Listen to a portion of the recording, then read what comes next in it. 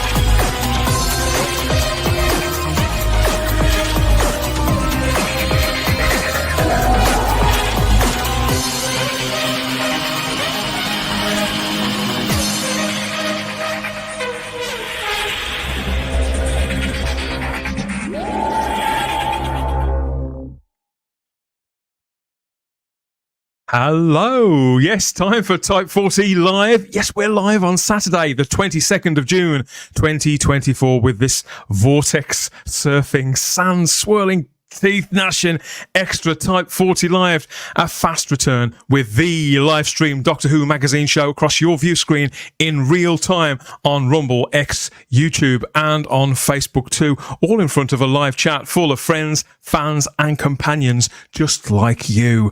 On screen earlier this evening, as of time of recording, was the conclusion to 2024's all new Doctor Who season.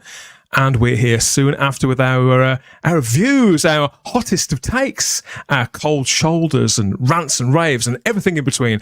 Doctor Who, the world's longest running best loved fantasy TV series, returned for its first full season in over 2.5 years, just 7 weeks ago. All leading to this. The series has had a lot to prove. Results may have been mixed. Between us, maybe, just maybe, we'll make some sense of it. What do you think?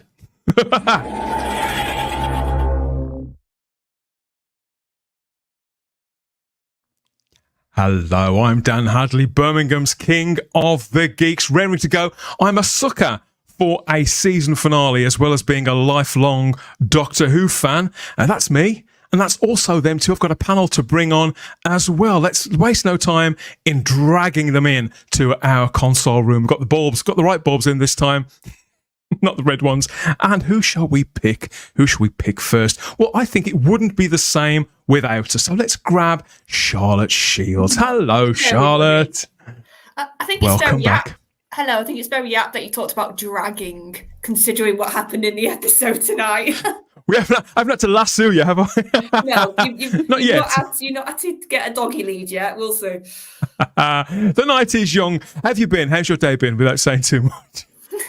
No, good. I also watched House of the Dragon, so I've had a telly day, actually, really. Telly day. Very nice. I was going to say under a blanket, but it's far, far too warm to get under, well, not a blanket in the middle of the day. Anyway, yes, it's great to have you back, Charlotte. We're going to catch up with your thoughts about all of this and all of that, no doubt. We've also got John Yulden back. He survived the upgraded edition of his very favourite story, and you're here again. Yeah, it's been a bit... so enthusiastic. I've had Titan Sutekh trying to hump my leg for the last 5 minutes. So, sorry about that. I'm ready to roll. I tell you what, it'd be a game and a half trying to house train him, wouldn't it? Oh yeah. I mean, the Doctor probably stepped out of his companion so many times and said, "Where's that dog urine come from?" What's that smell? Stepped in a lake of dog urine. What a brilliant link to bring in our mate from across the Atlantic, riding his own Segway, no doubt, to victory again. We've got Gary Akers back on the show. I don't even know how to react to that comment. going from speaking of dog urine, let's bring in Gary. Okay, no, but delighted to be here. I gotta say, Dan, I'm just an average man, which I guess makes me the most extraordinary of them all. Nobody could ever call you ordinary, Gary. Not in a million years, mate. And which baseball cap is that you're sporting this time? Oh, that's the 20th anniversary of Trek from 1986. Brilliant. I say, very snazzy young man. I like it. And the original Enterprise, is that, or is it the TNG one? Exactly right. No, this would have been before TNG, the 20th anniversary. Wow. 86. Fabulous stuff. Thank you. Apart from the fact you're not sporting Who colours, you're more than welcome back, mate. Can't wait to hear what you've got to say. I've got my... Oh, that's nice. Yeah. Oh, no, that's really cool. Yeah, I love that. Okay, we've got more faces and voices too. I'm happy to say we're going to find out whether it was a cold turkey or an all-time high for Who addict and movie junkie James Wilson back too. Hello, everybody. Hello. Hey. Hello, mate. Happy to have you back.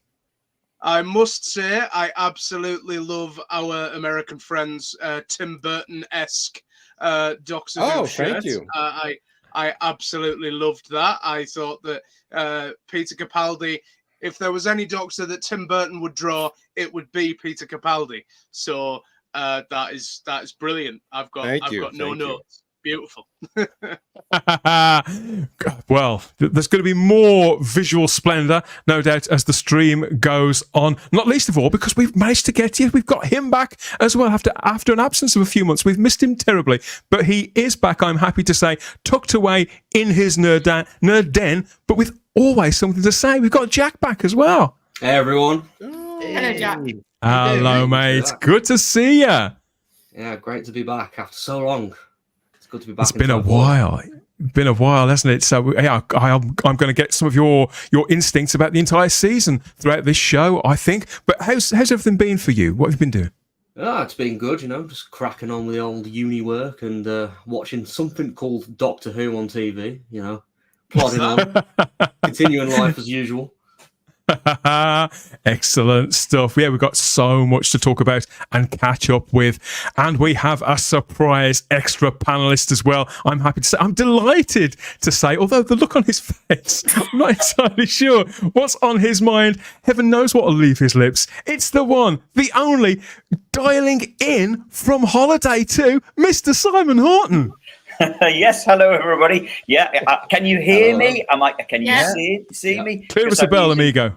I'm using a completely different computer this time. I'm in a completely different environment, as you can gather. I'm in a completely different city to normal. So yeah, it's great to be here. I'm dialing in from York of all places. Yep, That's where I am. I am in York. And so hence entirely new. And the fact that I'm in my holiday gear because I'm on holiday. So you look, Simon, you look like you're in one of those tanning booths. You've been sat. I think he's been sat under some of these bulbs, isn't he? That's what it is. been tucked away. I think I have actually caught a bit of sun today. I've been out all day in the sunshine, so I think I have actually caught a bit of sun today. Excellent stuff. As long as you're having fun in the sun. But obviously you must have spent at least 55 minutes to an hour in front of the TV today. I haven't actually spoken to you for about a week and a half, have I? So I don't really know what you've made of any of this. So no doubt we'll get some feel for it as the show goes on. So yes, when last we met, the previous episode, The Legend of Ruby Sunday, that had left us all on not one but sort of two thrilling cliffhangers, and I loved that episode. I've been counting the days until the resolution. I've got to be honest. The ferocious Sutekh beast creature, dog, donkey thing draped over the TARDIS like that, gnashing its teeth and clawing away. I thought that was absolutely fantastic. And then, of course, there was the other stuff going on as well with the Doctor and poor old Susan Triad there, who... come a cropper, hadn't she? But she got to deliver that line, didn't she? I bring Sutekh's gift of death to you. And I got a chill. I definitely got a chill watching all of that. I appreciate results did vary, and as we got closer to the resolution of it all, I know that there was just as many people who were anxious as there were anticipating it all. So this is Type 40 Live, though, where all opinions are welcome, are valid, and we'll be taking those from the live chat here across YouTube, Rumble, Facebook, and X as ever. So yes, open fire, everybody. Open fire. This is the Type 40 Live Doctor Who magazine show full of news, views, nostalgia, banter, dad jokes, and everything else. We've been inundated with requests for more of these reaction shows. That's our excuse, and we're going to stick to it. But thank you, everybody. So enjoy, get commenting, get venting, safe in the knowledge that you are amongst friends here on the big thinking, free speaking Doctor Who show. Okay. Yeah, it's been a colossal week for us on YouTube and X in particular. So all you people watching out there on X, don't be shy. Get commenting too. And our gratitude as ever to everybody who's been with us the entire journey through this season and the last couple of years here at Type 40 Live. Yeah, so obviously this series of Doctor Who has revolutionised the way it's been delivered. It's premiered simultaneously on streaming platforms, hasn't it? So BBC iPLAYER domestically and Disney Plus overseas, and both parts of this story have actually been in cinemas this week. So did anybody go to this? Did you go to this, Jack? Yeah, I did. Yeah. You did? You were there at midnight? Yep. Oh yes, I was. How was it? What was the atmosphere like? And was it busy? Were you sober? I was sober, yeah, surprisingly.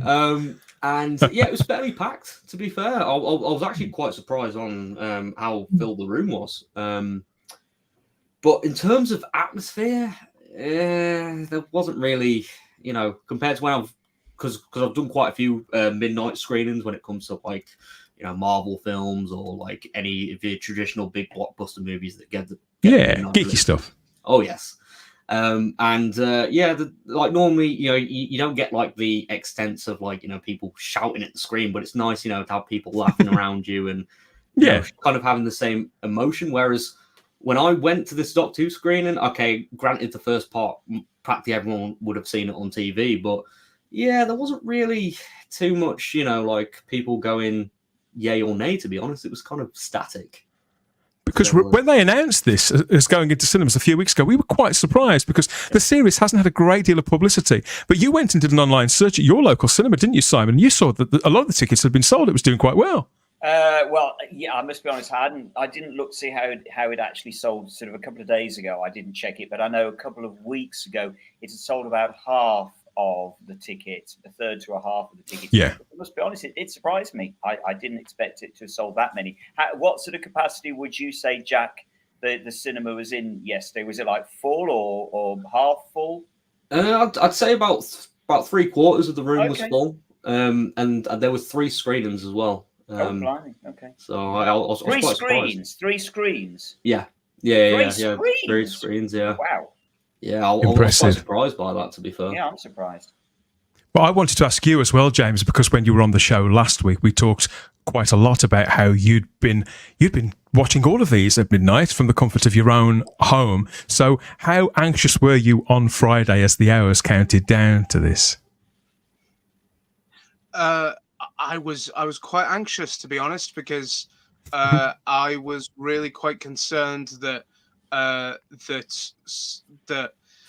that Ruby's mother was not going to be anybody of importance, especially as the first part of the finale, Legend of Ruby Sunday, had kind of built up so heavily who Ruby's mother was, and I kind of like was quite, kind of on the edge of my seat, not so much in excitement, but more concern, because Russell has always been a very good writer in terms of series finales. As far as I'm concerned, he'd given us the Dalek Emperor at the end of his first series as head writer. He'd given us the Return of the Master for the first time in the modern era, and the first sort of battle between the Daleks and the Cybermen, the Doctor's most prolific foes, and they were battling each other. And I thought that was, and obviously Journey's End, which was, you know, all legendary tales, weren't they? All etched in our memories forever. But you've clearly been very invested in the stories that he's been telling just over the last 7 weeks. You've latched on to Ruby. Yeah, absolutely. I've been very invested because I've been very curious as to how Russell tackles the subject of basically foster children and how that kind of how he dealt with that. And so the one thing that I never really considered, spoiler alert, as spoilers, as River Song would say, I never really expected her to be just a normal, ordinary woman. And that brought up a ton of other questions throughout the series. Why the hell was Maestro scared of her? Why the hell was it snowing? Why the hell were all we'll get into all that in a couple of minutes. Don't worry about that. Okay, next we've got somebody else. We've got a late arrival. I'm happy to say he's made it. It's to be continued. The entire conversation with our friend, the man, the legend, the problem, and the being. Of course, it's got to be Lee, hasn't it? Hello, Hey, Lee. Intelligent rope. I'm just going to put that out there. Thank you. Intelligent what, sorry? Rope. Oh, rope. Give him enough rope and everything. Yes, so how are you, Lee? You okay? Ready to go? Raring to go? I was late. I had a bit of a kitchen nightmare situation. So I was just cooking salmon and mashed potatoes, and it kind of took a bit longer than I lost track of time. I'm so sorry. Well, don't come in here showing off your culinary expertise. Well, one doesn't like to brag. Me, you know. The master of the cheese and onion sandwich you're speaking to. Okay, enough of all that nonsense. The story was, of course, to be continued, as is our conversation. Yeah, I was buzzing after last week. I sincerely was. Couldn't wait to see how it was going to play out. And here we are. Keep the comments coming, everybody. I know we've got lots and lots to get into there in the live chat across YouTube, Rumble, Facebook, and X. The only way you can help save the universe is by watching Type 40, a Doctor Who podcast.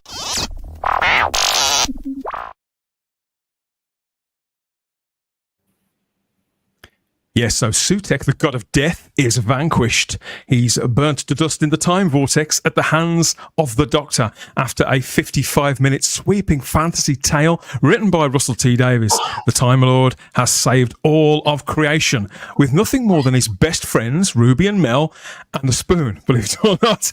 With Ruby reunited with her birth mother, the Doctor departs alone once more. But where is the remembered TARDIS? And what of Mrs. Flood, the woman in white? Next door, let's get the first reactions from our panel here and everyone else in the comments to the season finale, Empire of Death. John, you were just like me. You were pretty keen after last week. You enjoyed it. You had a great time with it. You know, I think your expectations seem to be tempered. So here we are. We're there with another series of Doctor Who down, another season finale down. Did you enjoy it? No. That was break it to me gently, buddy.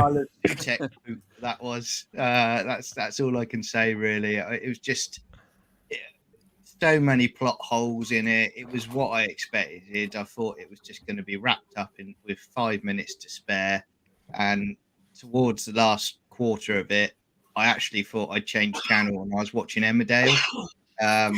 So it just descended into just being ludicrous, really, which is a shame. But hey, I stayed up till midnight and I watched it. You did the midnight thing as well. Yeah. Did you have any snacks on the go? No, it was all about trying to stay awake at that point. I had to shut the arms down and just literally focus on the TV, mate.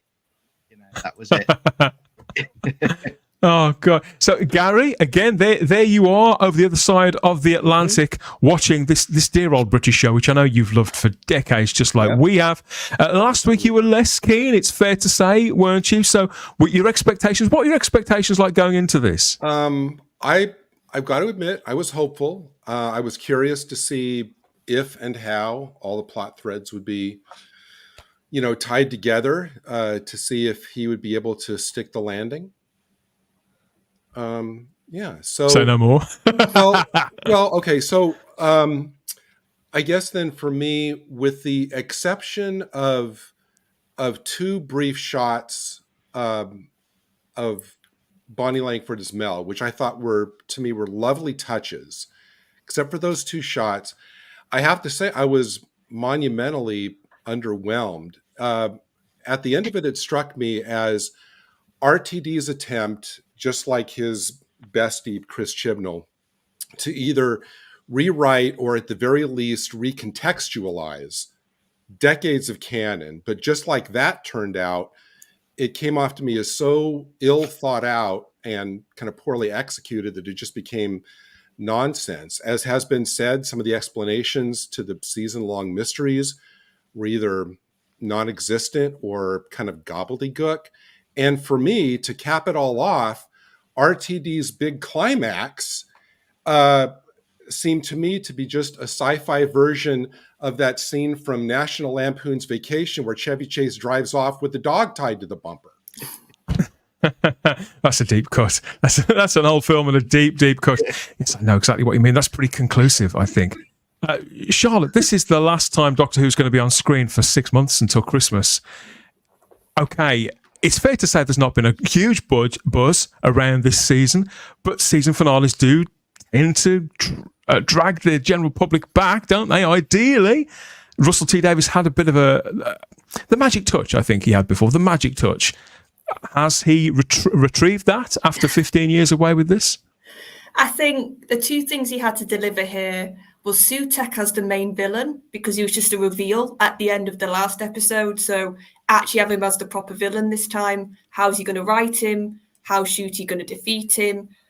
And the whole Ruby payoff, because that's been the one sort of season arc, if you want to use that term, that he's even bothered to do this series. He's not really done anything else. That's an ongoing story.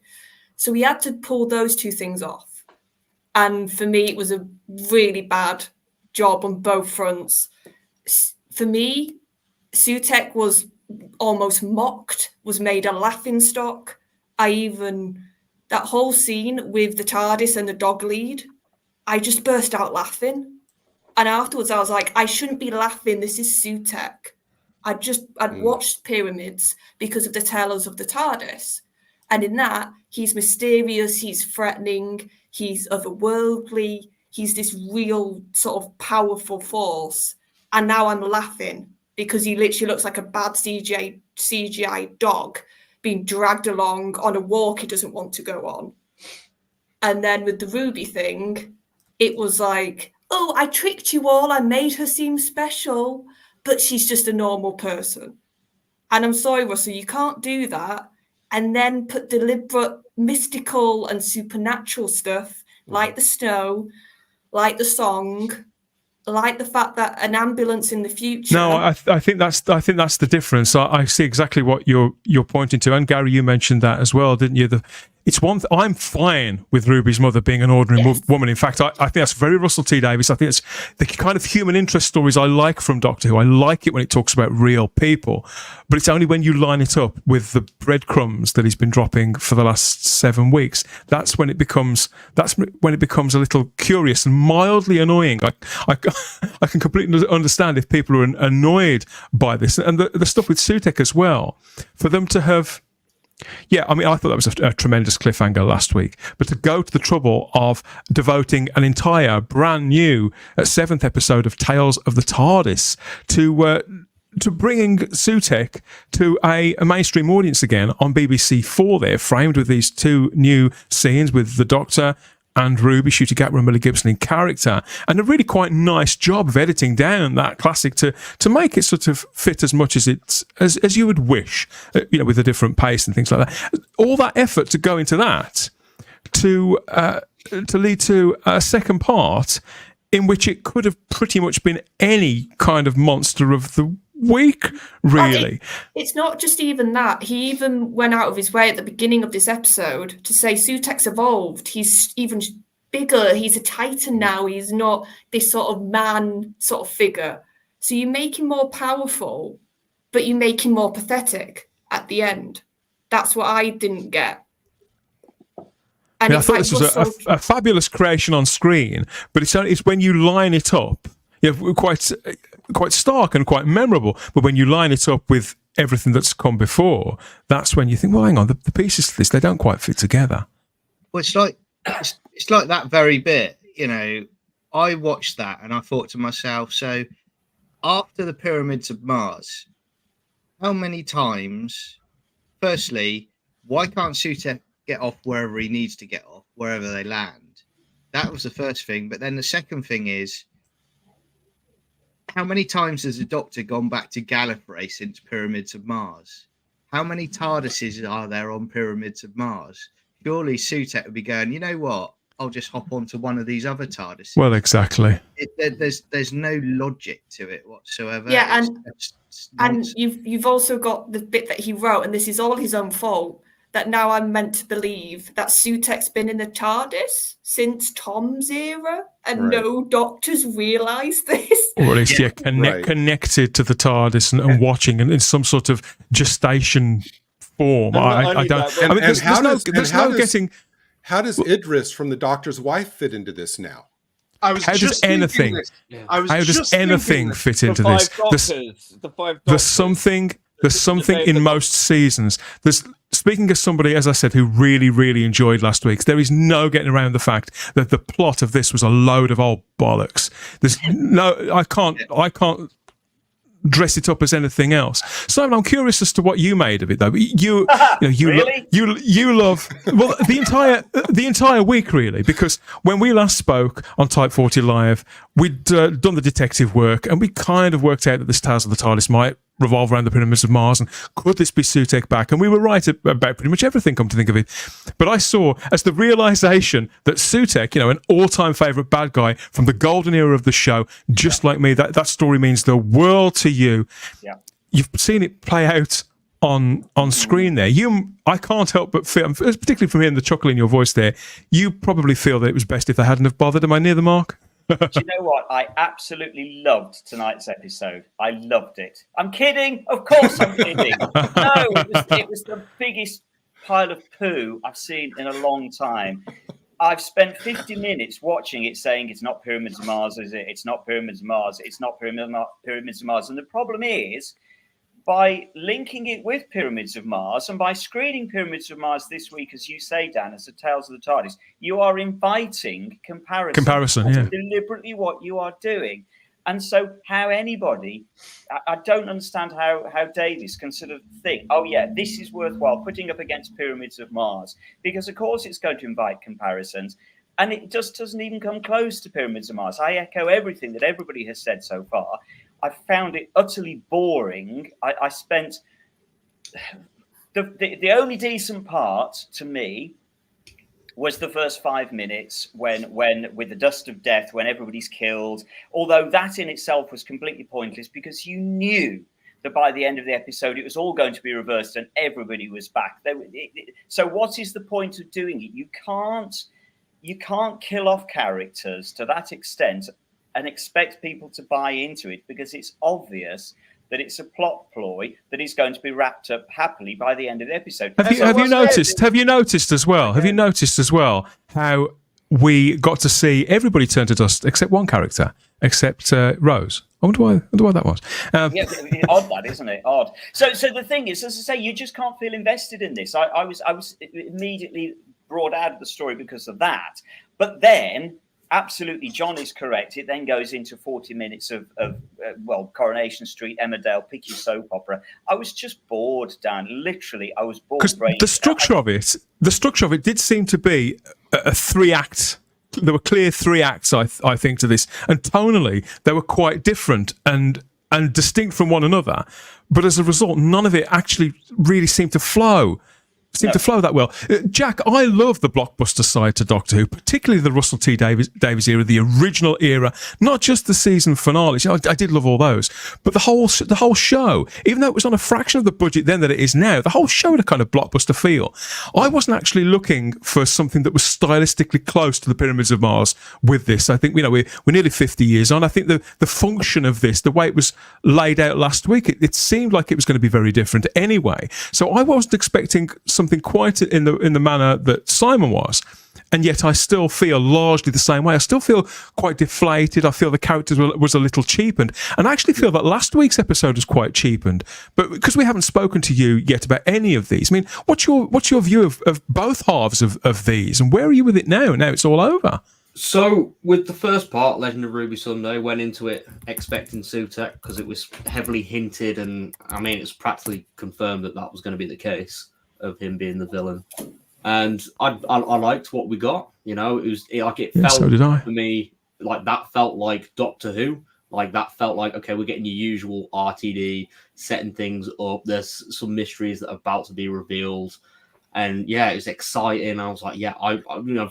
As much as I have enjoyed this season to some degrees, even though I do feel like there's a fair few things missing that have stopped me from getting excited about it. But then The Legend of Ruby Sunday got me hyped. It got me feeling excited for Doctor Who, got me thinking about what's going to happen next. And going into the cinema, I was ready to rock and roll. And on the first watch of The Empire of Death, I did. Oh, you've done two! Yeah, I've done two. I know. Brave lad. Brave lad, yeah. So the first time, I enjoyed it. Obviously, wouldn't say it was up there with any of the RTD1 finales. But on the second rewatch, the holes were presentable, a lot more presentable. The cracks were there. I'd say from where I stand now, I enjoy the first half. Again, not perfect by any means, but that still felt like a decent continuation from last week's episode. But the thing that annoys me is the reveal of Ruby's mother. You as well. Yeah, James feels very similar to that, doesn't he? Yeah, it completely took me out of the episode, to be honest, because there was so many hints that, that like at least Ruby's mom's going to be some off-world character. You know, there's going to be a big reveal there. And well, I mean, to be honest, Jack, I go even further than that. This goes back to Mrs. Flood as well. That's the Christmas episode. We were told Mrs. Flood was just something amazing. There was going to be some huge reveal about Mrs. Flood. Yeah. So it's just everything. Davis has just gone out of his way to set all this stuff up. And again, you just can't do this. You can't set all this stuff up with and build massive expectations behind it, and then try and expect us to buy. Oh, it's really sweet. Really, Ruby's mom was just an ordinary lady. Russell, we're not going to do that. We expect more from you than that. If you're going to try and sell us on big reveals, but you won't believe what you're going to see, says Davis. Well, no, I won't believe what I'm going to see, because actually you can't come up with anything. It's the same as the 73 yards gimmick. Yes. Where he says he's never going to tell us what he was saying. That's because he can't come up with anything. He's out of ideas. He's literally sunk. He's gone. He's spoken a little about this, because there's 2 or 3 different mysteries within mysteries in this, which obviously it's. The more of these that you set up, the harder it's going to be to deliver on any of them, let alone multiple ones. He hasn't delivered on one yet. It's not one. No, it's mystery box storytelling, which is quite overburdened anyway, but to tie it to something from the classic era.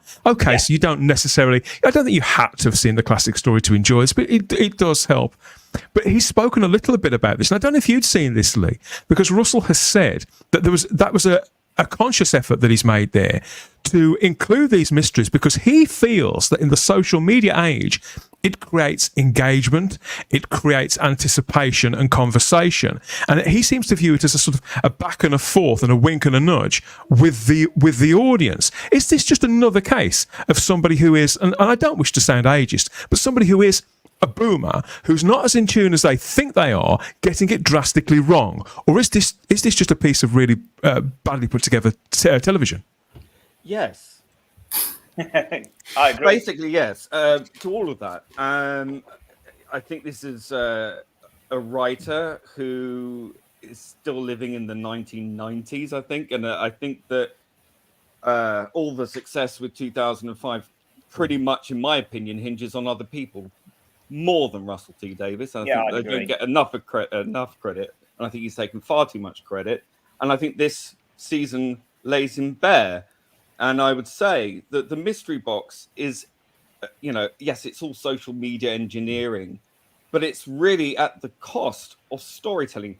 There is no story here at all. You got 2 episodes, a 2-parter, and it has absolutely no story whatsoever. And you're wrapping up tiny little fragments of little pieces, breadcrumbs he's left lying around, all little red herrings and things that will stretch onto the next season. And it's not payoff. There's no payoff. There's no story. Now, if you look at Pyramids of Mars, you've got 4 episodes of great storytelling. Yeah. And you've got characters who actually you feel something when they cark it. Spoilers. And it's powerful. It's impactful. And you can say that a lot of classic Doctor Who, the characters aren't as well fleshed out as they are today because everything's all human interest story. I'm not really that interested. I want adventures in space and time. Yeah, everything in moderation. Yeah, but I find that I would feel sadder over the deaths in Pyramids of Mars than any of these. And again, everyone lives and there's no stakes. Everyone dies, but they don't die. Again, this has happened. It's Disney fairy tale. It's boring, isn't it? Crap. It's boring. It's boring, and it's patronizing your audience, Russell. And your audience, you're treating them like they are stupid, frankly. And anyone who had any doubts about Russell T Davies, I didn't, because I knew exactly what was going to happen. Yeah, me too. And he's delivered exactly what I thought he would deliver: a damp squib, and all hype, no substance, no story, and characters I couldn't give a flying toss about. It was strange that there didn't seem to be much atmosphere to it. I can't work out what's gone wrong with this. Last week's, for me, was dripping in atmosphere and tension, James. If you remember, I was buzzing then. I was still buzzing up until, because I rewatched the first part. I tried to simulate, Jack, your experience in the cinema on my own sofa. So I watched the first one again, and then I gave myself like 20 minutes, and then came back for the second one. And I just it was such a drastically different experience. I think the first 15 minutes of Empire of Death is actually quite close in energy to the first part, but it's as if it sort of ebbs away and then becomes something else. Whereas if there had been a sort of, and I think when I look back to the original Russell T Davies era, some of those 2-parters, particularly the one that finished off series 3, they were tonally a little different as well, but because there was that cleaner break, it didn't jar. Whereas this somehow did. I really, really wanted to love this, and I do see good qualities in this, which I'll come to later on. But I just feel so deflated by it all. Well, I've largely enjoyed the last couple of months.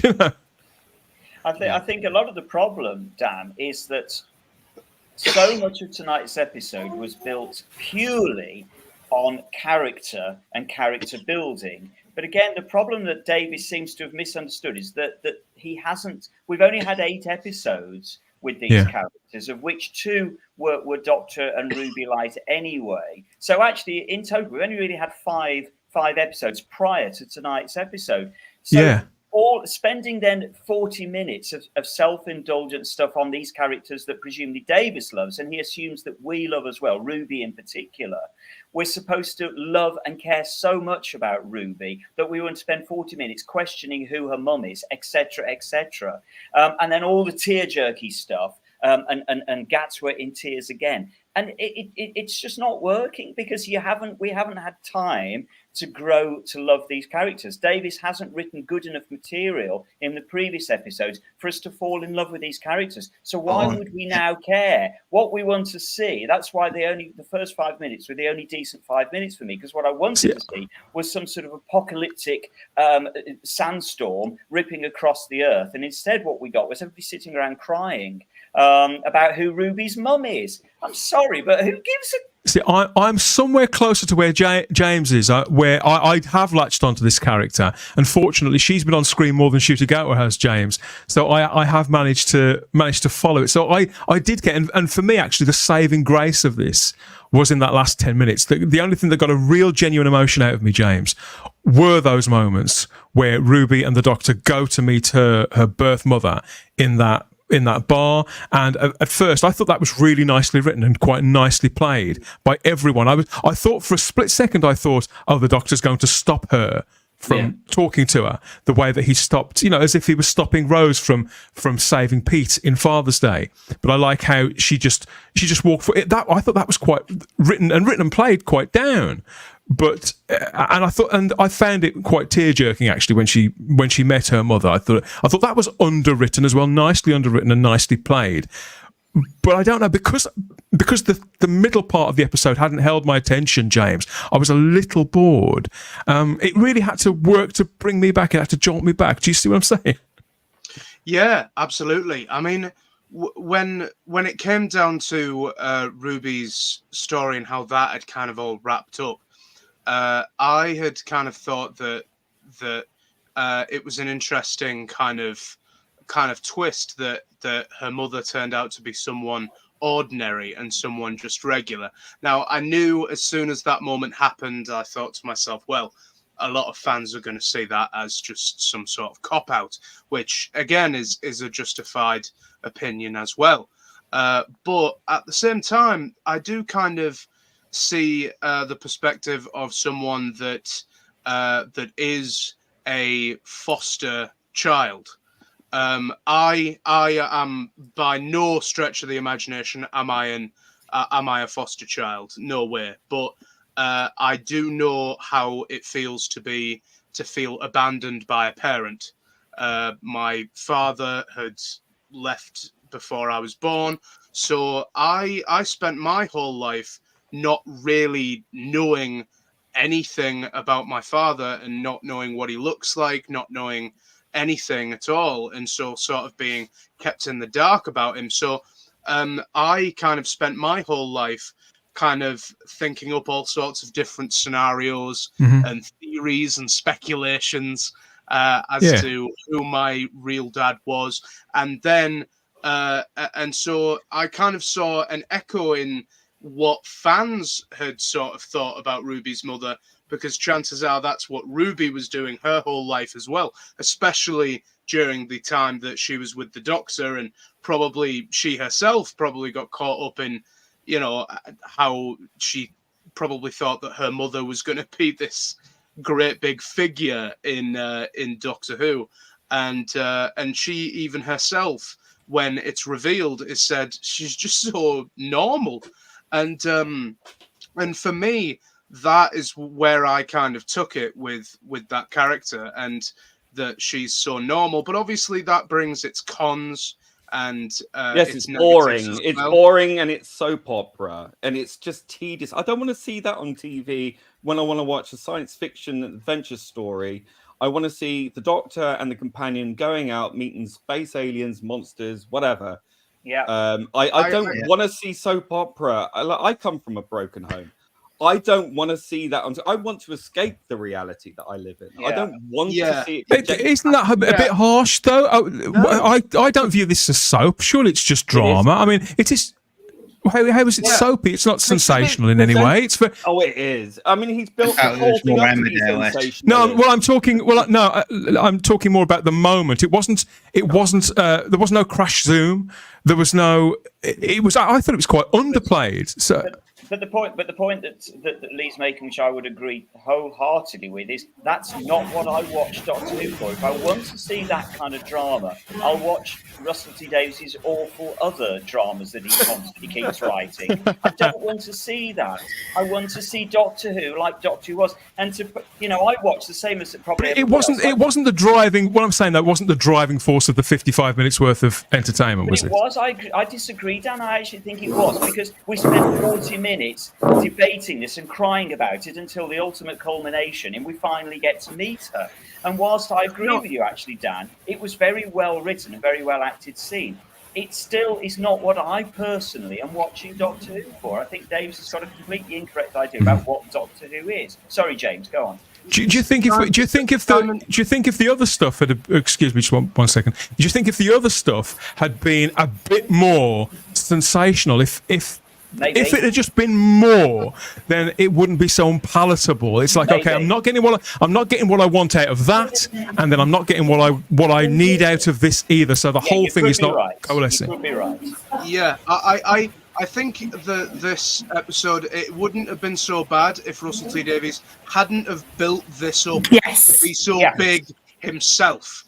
He built it up on his own Instagram. He built it up throughout this whole series for the last 9 episodes. He built up who this woman was, where Ruby came from. He built this up himself, and so I do think that was his downfall. In that, you don't build up a character like this when you're wanting us to sort of react. Like, he must have known that people were going to react this way. I have no problem with the idea of Ruby Sunday coming from just a regular normal woman that just felt like she was unequipped to look after a child, like no doubt a lot of young girls are when they A lot of people can relate to that, yeah. And all that time was spent on that rather than dealing with the biggest foe the Doctor has ever come across. And I'd much rather see that. And I think that was undeveloped. You've got all this wonderful character development, bravo, but you've got no story. You've got no story beyond. We had wasted screen time on that chunk of the plot, Lee. I think we spent our time on some distant planet, and those scenes were quite nice again, with that woman who didn't know her own name, just listed in the. I thought that was quite nicely done. To me that felt like a Minnesota that used to get on the red button from something else. It didn't feel like the body of the episode itself. It was so boring. It was that was the worst part of the episode. I was just bored, brainless, and I found it tedious. Sorry, John. That's okay. 2 things. Firstly, I just want to go back to Ruby's mum.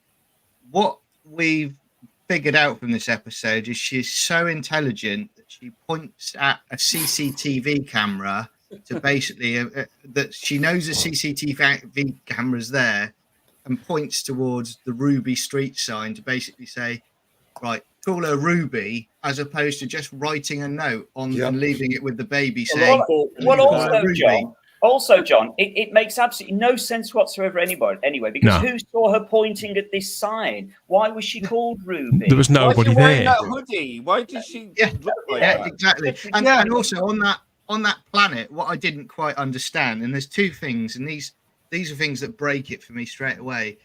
You've got the memory TARDIS, but I was under the impression that the memory TARDIS can still go to any place in space and time. So if you're looking for metal, couldn't you go somewhere else where there's probably a lot more metal that's still there? Well, I think that's what Lee was saying about it being underdeveloped, because we seem to pick up that plot line as if there's been half an hour of plot and story that between one scene and another, whereby we're supposed to pick it up that the Doctor's gone to this planet because he needs a spoon or he just needs some metal. And the whole memory TARDIS. Am I wrong? But wasn't the whole memory TARDIS and the Tales of the TARDIS thrown together last minute? Why is this now in the? Well, no. In all fairness to them, the concept of the spin-off series framing vintage material, that was kind of thrown together. Yeah. But I think he arrived at that solution because they'd already got the set still standing from filming those episodes. So this was conceived and written the way that a normal script was. It was Tales of the TARDIS that was kind of thrown together. I think again, you've still got on Earth, theoretically, you've got a 14th Doctor's TARDIS, which is just a massive plot hole. So surely, if you've got a memory TARDIS, go and land in the back garden, get into the 14th Doctor's TARDIS. You've got another TARDIS that can do all of that, and you haven't fixed a memory TARDIS. That's where he's written himself into a corner. I think, Charlotte? I think the problem is, and we're all sort of circling this, there's things that needed more time in this plot, that needed to be developed more, that should have got the attention. I mean, the whole way Sutekh got defeated. Since when does death plus death equal life? Yeah, I couldn't understand a word of it, Charlotte. He didn't, but that's my point. He didn't explain that.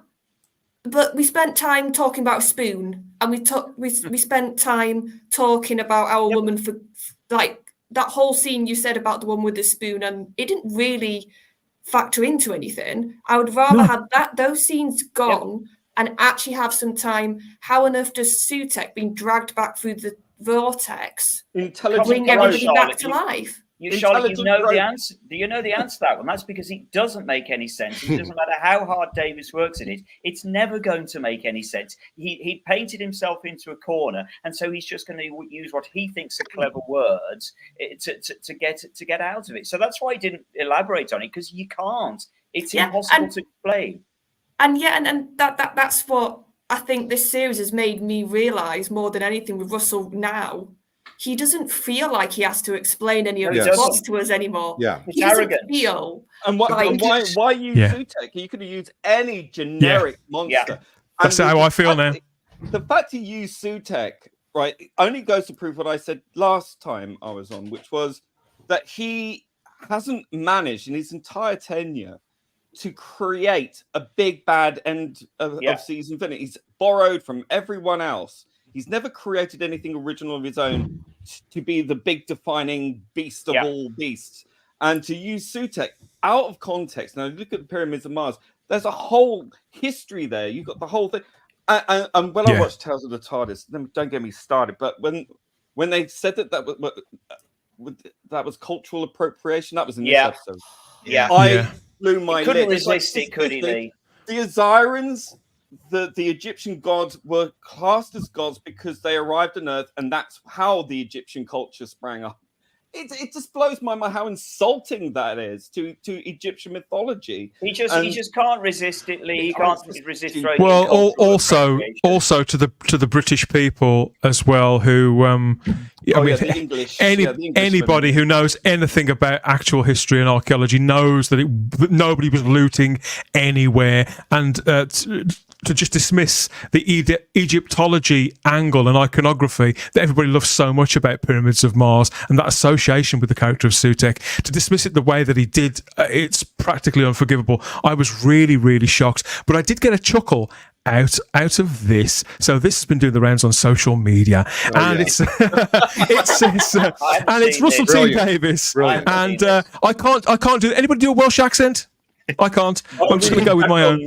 Does a brilliant RTD impression, but so he says there's a problem with the Sutekh of old in that he's a villain who looks awesome, and I had a problem with that, associating villains with good practical effects. And trust me, there's a very long tradition of this. So we made the choice to bring back Sutekh as a big crap CGI dog.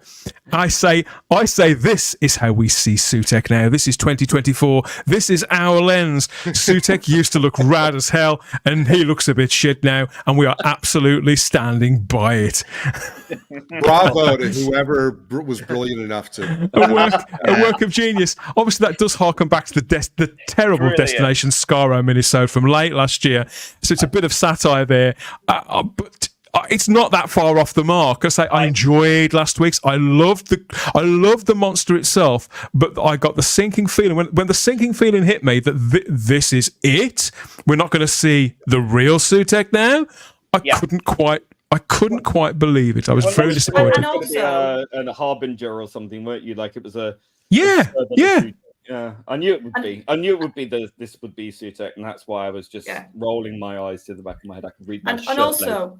I couldn't find it funny, Russell. You couldn't think of a new way to defeat him. You basically just nicked the idea of the time vortex again. Yeah. Which, by the way, didn't turn him to particles. He didn't die in the particles. He didn't just disperse. But he's been all right. Lee's right there. I mean, he's been in the time vortex for hundreds of years, and all of a sudden now it's destroying him. There you go.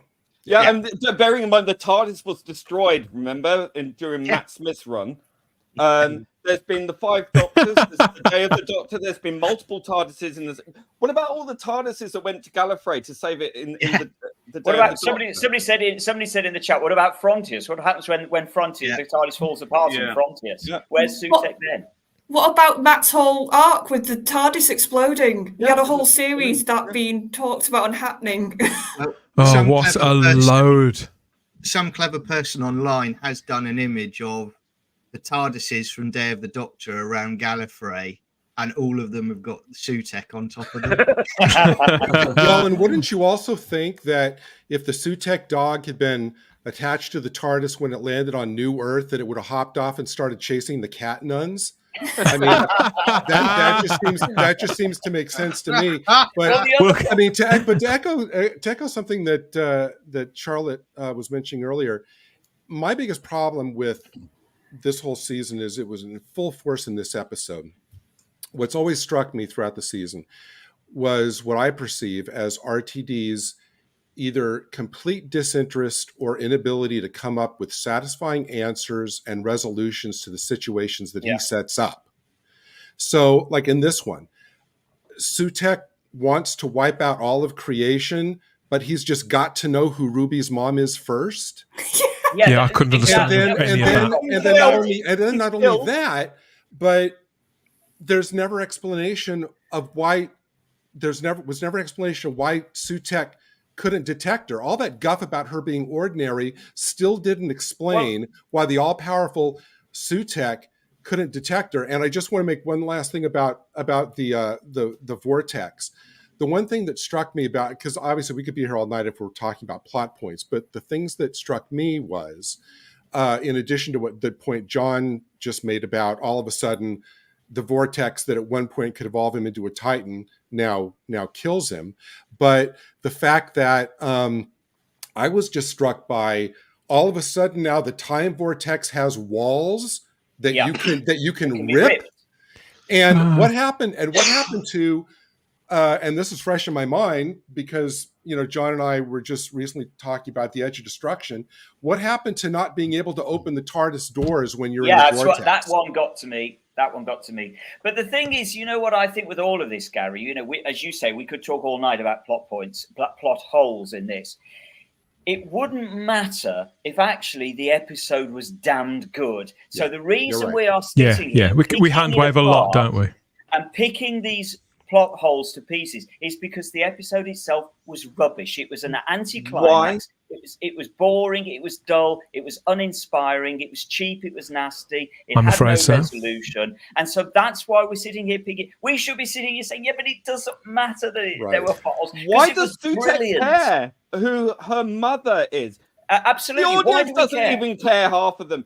And honestly, if he's killed everyone in the universe somehow, because obviously the Doctor's been everywhere in the universe, apparently, she's dead anyway. So what difference does it make? But you know what? But let's talk about the most upsetting thing of all, which is that Morris Gibbons' Segway has a machine gun. Yeah, 13-year-old with a machine gun. But then shot all the unit soldiers in the backs because he was shooting from behind the unit soldiers. So he shot them to pieces, presumably. He's a teenager. If he goes down to the local Sainsbury's supermarket, as a teenager, I like to play with buttons. He's taking out the checkout lady in seconds, isn't he, with that thing? And also, you could be right. I'm now going to say it's now a Kate-ism. She sees a big old alien. What are you going to do, Kate? Shoot it with a gun. Yeah. There you go. And did you notice? Stuart. Even if you don't want to watch this episode ever again, you've got to go back to the one scene at the beginning where Kate and all the soldiers have their guns trained on Sutekh. And then over Kate's shoulder is Rose just standing there swiping calmly on her iPad. Yeah, I wondered what she was doing. In fact, I don't even know. I couldn't really understand why Yasmin Finney was in it last week, but this week it was inexplicable. What exactly was she there? She didn't imagine. I have considered. I figured she was looking for another job at that point on her iPad. I can't say I blame her. I mean, I have considered that perhaps this could get better with the repeat viewing. But the more I talk to you guys, now it was as bad. It was as bad. I'm gutted that this was so awful because I felt that most of this series, even a couple of the episodes that haven't charmed me, I felt that it had got a kind of new energy about it. There was no energy in this at all. There was very little energy or imagination on display, and I just don't know why the season finale of all things. Don't you think it interesting? Don't you think it interesting that RTD, Disney, and all that palaver, they've gone to such an extent to brag about how this is a season 1. This is like a jumping on point. You don't need to know anything about Doctor Who, and it's progressive. It's moving things forward. And what does he do? He hinges the entire bloody season on Sutekh, a monster, a villain from the past, and they had to drag in clips from Pyramids of Mars to show this old white guy in a scarf with this woman that no one knows anything about, because it's season 1 for a new audience, right? This magic new audience. They're not going to know anything about this. And they have to now go and see Tales from the TARDIS, which is only available in the UK. It's just so ill thought out. I want to move on. I want to move on from, obviously, Russell T Davies has sadly made a hash of Sutekh after what I thought was in my view, was a promising start.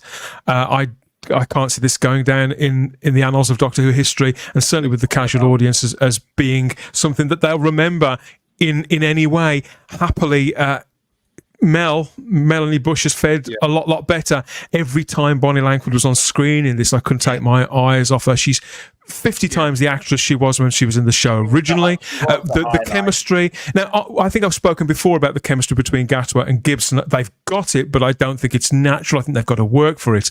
If Gatwa hasn't got it with Langford, because she is such a seasoned professional, she makes it look a lot more natural. And seeing these two characters together, they felt like genuine lifelong friends who would go through hell or high water together in a way that I'm sad to say, even though I love Ruby, I think she's wonderful in many respects. Them being so good on screen together has highlighted that which Gibson and Gatwa's chemistry has been perhaps not had. I won't say found wanting, but it hasn't got, and it hasn't had time to develop, because it's just been 8 episodes, and most of them they've been apart, not together, literally together in them. I thought Bonnie Langford was superb in this, and I want to see her back. I'd gladly see her back full time, come to think of it. I just want to say, echoing what you just said there, Dan, I absolutely loved Mel in this episode, and I loved the moment in the Remembered TARDIS where she was having a bit of a moment with her old headscarf. Yes. Yes, I agree. Yeah, yes. And she was also giving the 6th Doctor's old colourful jacket a bit of a cuddle as well. I absolutely loved that little reference, little nod to her time with the Doctor, with the 6th Doctor. I thought that was just absolutely beautiful. I did let out a little bit of a, I thought that was just beautiful. Yeah, it melted me as well. James, that was and in that moment, I apologise too. I interrupted there, but I did sort of let out a bit of a, oh God, no, when she started to get taken over by Sutekh. I did let out a little bit of a, oh God, no, please, no, not Mel. I cared more about Mel than I did Ruby in this episode. This shot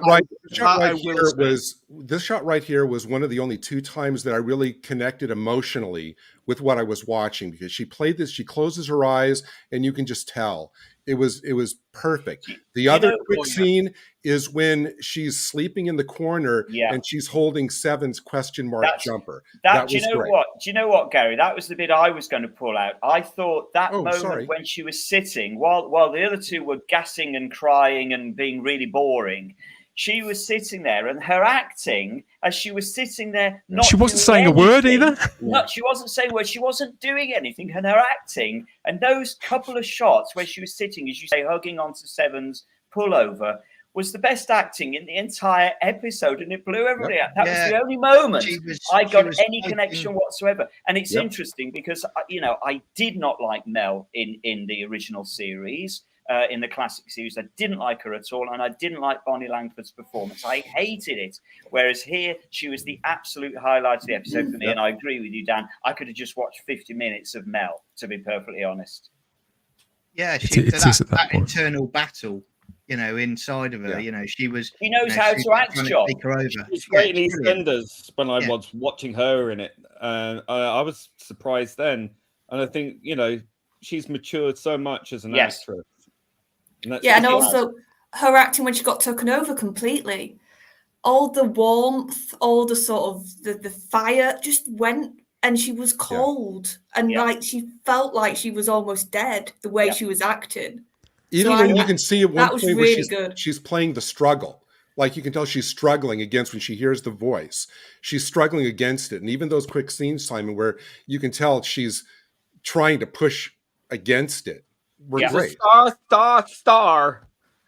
Yeah, she was. I thought that was actually. I thought that those moments of all the characters getting possessed were actually really, really good, and I love the makeup. I think it's really effective. But as soon as they swapped them out from wearing their normal clothes, like we had the Harbinger character wearing her normal clothes that we'd seen the Harriet character wearing, as soon as they started wearing gowns and things, that's when I just thought, oh, now we're into sort of standard Sci-Fi Channel C-tier. Trash sci-fi stuff, just gowns, cloaks, sand. It's all stuff we've seen 101 times already. I was a little disappointed, but that's a minor thing. I was much happier with Ncuti Gatwa's chunky knit here. This is a bit of me. I would actually go out in this. So yeah, again, the quieter the moments and the scenes, the less ridiculous the costume, the better his performance gets. He was nowhere near as good as in this as he was in last week's. There was a lot of shouting, a lot of swaggering, a certain amount of silliness, and far too much crying. I'm not against the crying even, but there was too much of it in this. He was far, far better last week. I do think this man has something, and I'd like to think. I know the next run was filmed pretty soon after. I'd like to think that we may get somewhere. We may get somewhere with him sooner rather than later. I honestly think it's going to depend about the writers with him now. It really, to me, I said to you on Messenger when we were chatting after last week's, that I'm now really frustrated actually with how they're treating his doctor. Because in some episodes, he's written seriously. He's written like that oncoming storm, that sort of get out my way, don't mess with me, that vibe. And I felt a bit of that at the beginning, to be fair, of this episode when he was facing Sutekh, because before he was petrified of Sutekh, and then in the beginning of this, he was in his face. He was saying, no, you can't live. You're wrong. And I thought, right, that's good. That's what the doctor needs to do. But then I agree with you. And it was the writing that I thought really did my head in the next 5 minutes. He went from being like that strong presence that I think he worked quite well with to suddenly being mopey and blaming himself. Do you think the bi-generation created him bipolar? A little bit. Because that's how the writing's treating him, Lee. Yeah, because he went, because I don't understand. Yes, you're technically, wherever you visited in the TARDIS, that's where Sutekh could use to get his death sand everywhere. But that was Sutekh. Why was the doctor basically at the in these scenes acting like it was 100% his fault? I'm sorry, the doctor I know wouldn't act like that. The doctor would. I just think it was a powerful moment. I imagine this looked good in the storyboards, and it did give Ncuti a chance to do some proper acting. But I do think it wasn't enough. It didn't feel. Unbalanced. To me, it just doesn't feel real. He just comes across as he's acting. I don't see any naturalness in his performance at all. You look at, and again, it's difficult this because we've all watched, let's say, Pyramids of Mars again this week.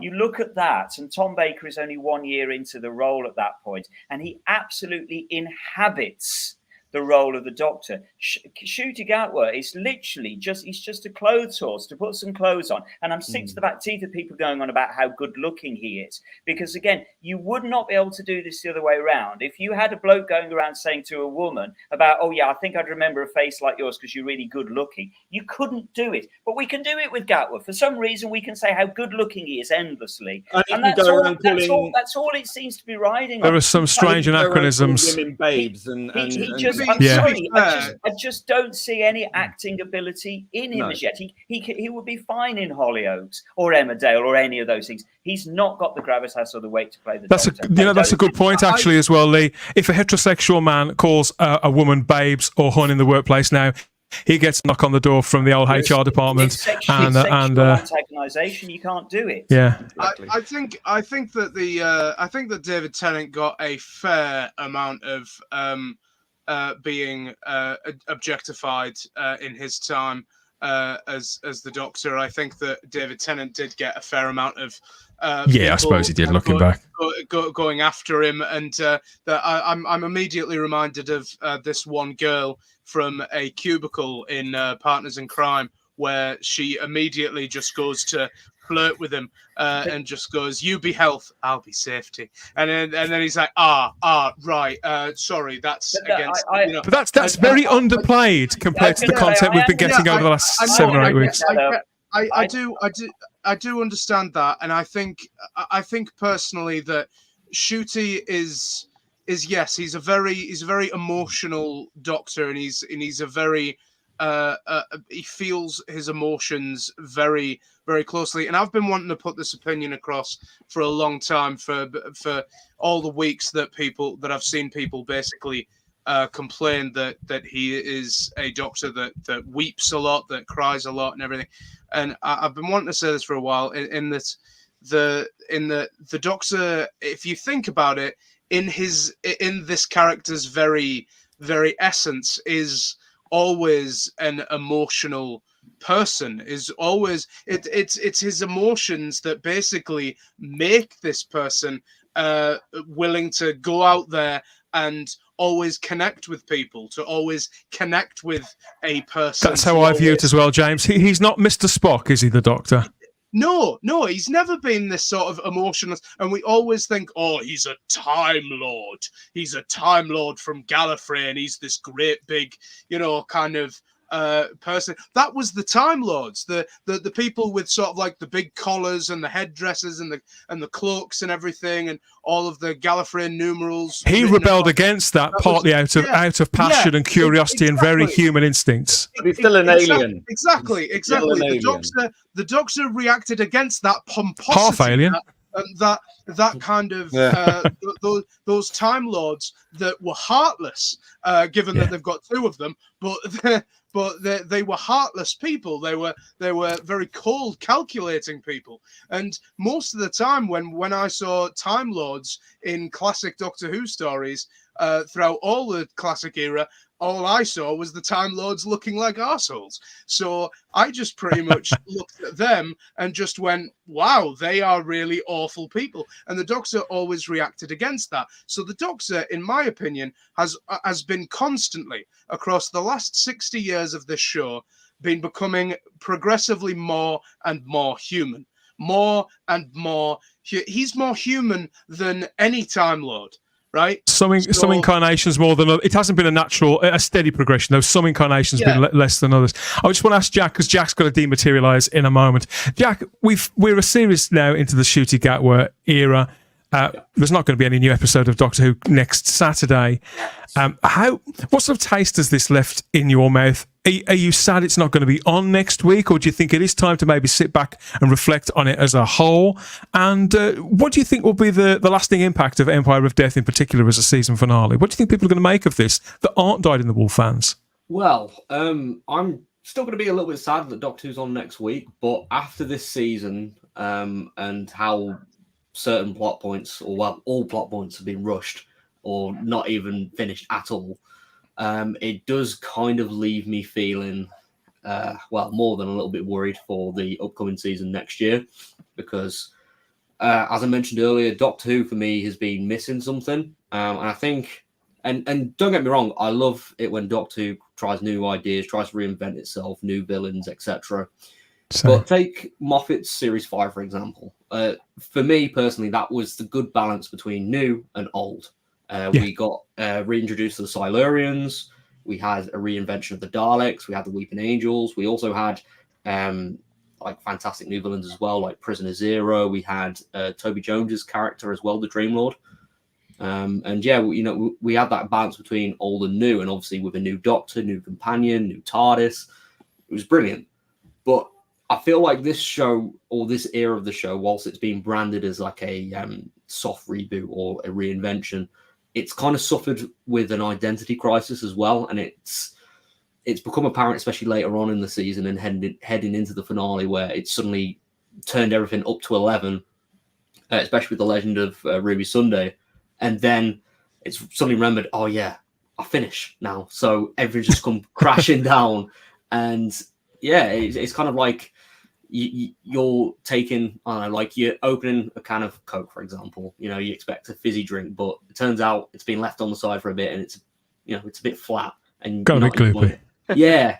Yeah, and that's how I feel walking away from this. Like, again, I still enjoyed like the first part of it on the second watch, but the main thing was Ruby's mother. The reveal there, it didn't make any sense to me. Why this isn't sitting well with people at all. Is it definitely more against than fors? No, and again, I wouldn't have minded if they stuck with, you know, the whole she's an ordinary woman, because yeah, that was, you know, a nice emotional touch. But why the snow? Why all this supernatural stuff? It doesn't make any sense. Why weren't UNIT able to find her in the first place? Aren't these meant to be? So UNIT wits. Yeah. Jack, it's been great to have you back on the show. I hope it's not quite so long until we have you on again. So yeah, I'll be pestering you at some point in the future. But for now, enjoy the rest of your weekend, mate. And the break from Doctor Who to take it all in. Yeah. All right. Thank you, everyone. Good night, mate. Bye-bye. Bye-bye. Bye, Jack. I mean, I'm a bit cross with Sutekh, because if he's been on that roof for all these hundreds of years, why the hell didn't he kick the 13th Doctor and Yaz off when they were eating ice cream on top of it? Good point. Do us all a favour. Wow. Okay, look, we've got to check in with the live chat there across YouTube, Rumble, Facebook and X, because whilst we've been going on about all this, the comments have been mounting up there. Before we do, let's go for an ad break where you'll hear and see golden faces and golden voices from Doctor Who times past, trying to flog you bits of old tat. We'll be back in a couple of minutes. Bye-bye.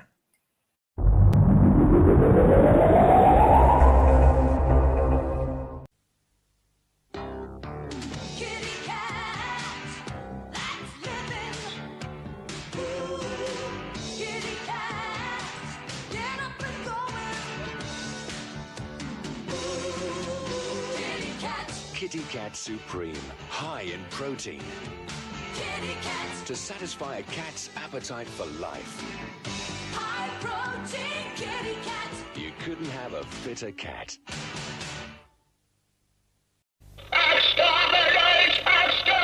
In the history of robots, one breed stands out as the epitome of evil, and they're back to wreak mayhem and havoc. On my foot! Yeah, I've got the power. Inflict your revenge this Christmas on the new remote-control Dalek. Yeah, they've got the lot, the flashing lights, electronic banter, and the idle threats. And they're all useless when it comes to climbing the stairs. The new remote-control Dalek is now available for $69.99 by dialing 0800 975 4591.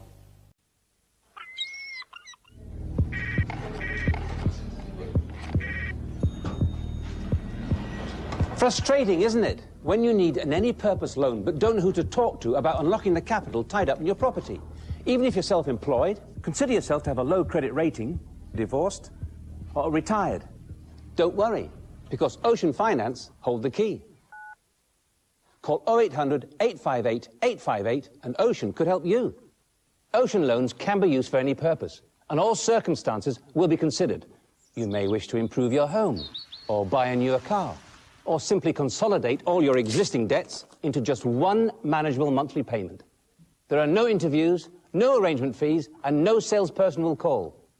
So for that homeowner loan, call now. You'll be under no obligation, and you could secure the loan you need. Call Ocean Finance now on 0800 858 858. That's 0800 858 858. Pop! Smash hit! 100% pure pop!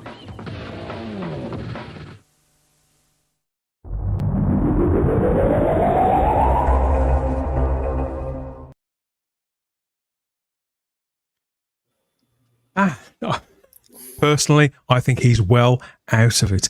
Welcome back to Type 40 Live, your live stream Doctor Who magazine show covering the past, the future, and this time the present, the very present of the Whoniverse, both on and off screen. I'm here with a panel, a picked panel of pundits, no less. I've got John Yulden, I've got Gary Akers, I've got Problem Being Lee himself, we've got Simon Horton too, James Wilson, and Charlotte Shields there too. So a very full house and lots of comments about this season finale to the first series of all new Doctor Who. People have been very patient in listening to us going on about all this, working our way through group therapy, John, haven't we?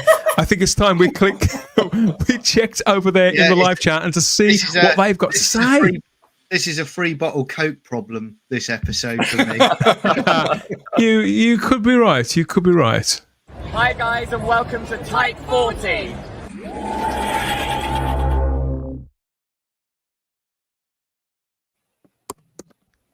Yes, hello everyone, and thank you for your patience. We have questions, we have comments, we have queries, we have rants, and we have raves. We're going to get through them however we dare, however we can. We have... So yes, Richard Brooks, this is staying with people. So Sutekh has been atop of the TARDIS for ages. My goodness, what a ham Russell Tuff Davies is. Ooh, that's hard, that's harsh.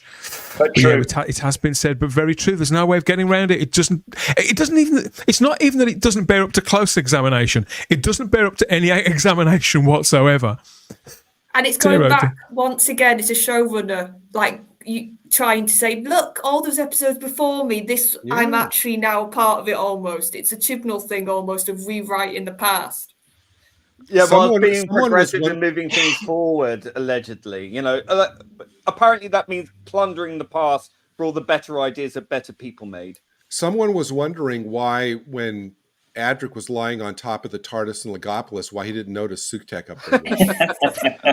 This is, I mean, I do get the impression from the way he was speaking that Sutekh was initially very diminished by his encounter with the Fourth Doctor and was gradually gathering his power, gathering his strength again over a period of time. But that's it's still not. I want to know just very quickly. I want to know very quickly how Sutekh got there in the first place. Because the last thing, he was just spinning down the time vortex at the end of Pyramids of Mars, and he's gone and he's finished. So how does he actually? Well, I rewatched the Legend of Ruby Sunday just before this. I've watched the episode 3 times now. I enjoyed it every time, and I was under the impression that he'd somehow imprinted himself on that moment in time for whatever reason, and was coming through in the video cassette because of the time window. That had sort of melded those two disparate elements had come together, and that had been what manifested him, what allowed him to break his way into our reality. I thought to me that seemed quite reasonably clear and visual and very interesting. And so for the conclusion to come and it to be literally he's just been sort of literally just camped on top of the TARDIS for thousands of years, it's bonkers. But let's get through some of these comments here. We've got lots and lots of people saying lots of things. We've got Glenn Piper here in the live chat. He watches on YouTube and he asks, is this definitely Ruby's mum? Do you think there was something else going on? No, I think that is it, Glenn. I think that's Charlotte. And Paul Richards, who points out that Russell T Davies likes to moralise, but is it moral to have kids use firearms? So that's again Morris. Well, you got Morris two minors Gibb working for Unit Wit, so that's weird. Yeah, it's a good point. It's a good point. I mean, he was worried about the sonic screwdriver looking like a weapon, but it's okay for a 13-year-old kid to be firing and shooting, things. They haven't announced the new spin-off series, Agent Morris, yet, have they? Where it's License to Kill. Yeah, he just like James Bond, he just kind of rolls in his Segway and then turns. Glenn's asking what positives do we take from the finale. I mean, we are trying to find some. I think there is some. I think Bonnie Langford is one. I think the production values were very high. I think there were some moments of charm, but there isn't many. I think that's the problem. Yeah, it's Flash Bang Wallop now, isn't it? I agree with you, Dan. The effects look very, very good, but it's hollow. Everyone, talked earlier about its story, and there's no story there. There is no story. There's no story, and you got CGI in place of a story, and it's like, well, that's where the money's gone. Well done. Can you, I don't know, write a competent story, please, to go along with that? It's I not mean, it just doesn't like even look like Sutekh. That is not Sutekh. No, that was part of my problem, Lee. It just doesn't look like Sutekh. I didn't believe for a second it was Sutekh. I feel bad for Gabriel Wolf. The problem is also I find it insulting that Russell in Times is telling us he's written a story, and it's like, no, I watched your episodes, Russell. It's like when the Doctor says, "Oh, because of my time with you, I'm going to be." How did he word it? I think of my family differently now because of my time spent with you. All 5 episodes. Like, yeah. Well, you've not been with her for 2. You in that helps. And then when was family brought? I know with her mum that was brought up, but it was never in relation to your family. So we're going to find out who the dad is. Are we not interested? No one cares. Well, they told you who her father was. In all fairness, they did mention that he was a 15-year-old boy at school. It was as simple as a couple of school kids playing doctors and nurses. See, that in itself just seems really weird that we're basically talking about underage sex here. So RTD is absolutely fine to talk about underage sex. And I'm going to say that, but it was again though that was underwritten that moment. It wasn't gratuitous in any way. I think the people that would have gone past children watching, they wouldn't have picked up on that. Robert Payne asks, what powered the screen that they had there in the TARDIS? Was it the spoon, James, that powered that screen? I couldn't work it out. It does make sense. Well, supposedly because it had metal that was uncorrupted by the death sand. Or oh, that was it. Yeah. And it contains a charge. I don't understand. I didn't get any of it. I feel like the 12th Doctor in Robots of Sherwood used a spoon so much better than the 15th Doctor. In combat, wasn't it? As well. Yeah, Sylvester used to play them, didn't he? And we've got Andy Yesser in the live chat who says, what a complete waste of Gabriel Wolf. His performance in Pyramids of Mars was iconic, and yet he was wasted on this drivel, a wasted opportunity. I have to agree. It got to the point where I forgot it was meant to be the same character, and it could have been, sadly, it could have been anybody voicing that character in this time. They'd over-treated the voice as well. They'd done stuff to the voice that it didn't even sound like Gabriel Wolf. That's the incredible thing. You book Gabriel Wolf, and then you treat the voice to such an extent it doesn't even sound like the guy from Pyramids of Mars. So why bother doing it anyway? And you didn't tie in the Satan pit either, which I think was a missed opportunity as well. Yeah, I agree. I suppose, yeah. Horses for courses there. Glenn Piper asks, is the Jodie era better than this? No. This is... say what you like about these 8 episodes of Doctor Who. They are a country mile better than the Jodie Whittaker era. That was absolutely fucking shocking. I disagree totally. I agree. This is as bad. This is no better than the Chibnall Whittaker era. No better. I would argue he's starting to fall into the same mistakes. As the era that's gone. Rogue was easily as bad as anything in the Whittaker era, but generally speaking, in my view, it's been a lot better. Episode, like I said, there was certain moments when the writing did remind me of Chibnall with this sort of, I'm going to say I've done something when you haven't actually. It was the stuff that we saw. Well, we didn't even see it. We were told about it in Flux. So loads happens off screen, and we're supposed to somehow keep up. So yeah, I would agree with that. But I think that they're outliers in a series of 8. Again, in my view, I think it's been so much better. I would sit through all 3 seasons of Jodie Whittaker than watch this ever again. Period. Yeah, no, I on whole, I would agree with you. This isn't as bad as Whittaker and Chibnall. But I would say, actually, he needed to land this finale needed to be so much stronger. Well, all 8 episodes, Charlotte. He'd only got 8 episodes. 8. And he didn't get one of them, in my estimation. Well, we'll definitely do some sort of look back on the whole season in the not too distant future as well. David Heitman's in the live chat, and he says, after watching that finale, I've started watching Matt Smith's first season, so he's gone straight back to the old stuff as a palate cleanser of some sort. We got this from Robert Payne. What about the purely robotic aliens the Doctor met? They'd have survived any Sutekh attack, wouldn't they? Well, we saw Sutekh attack the Vlinks, didn't we, John? Yeah, he didn't survive it, did he? His head fell off. So I'm assuming he didn't survive. No, but he was back at the very end. He was there. They were all back at the end, Gary, because we were all saved. Everybody was saved. The only good thing that's come out of this entire debacle is people will realize and discover, oh, there's this story called Pyramids of Mars. I should really, I agree. And hopefully not the Cook rubbish.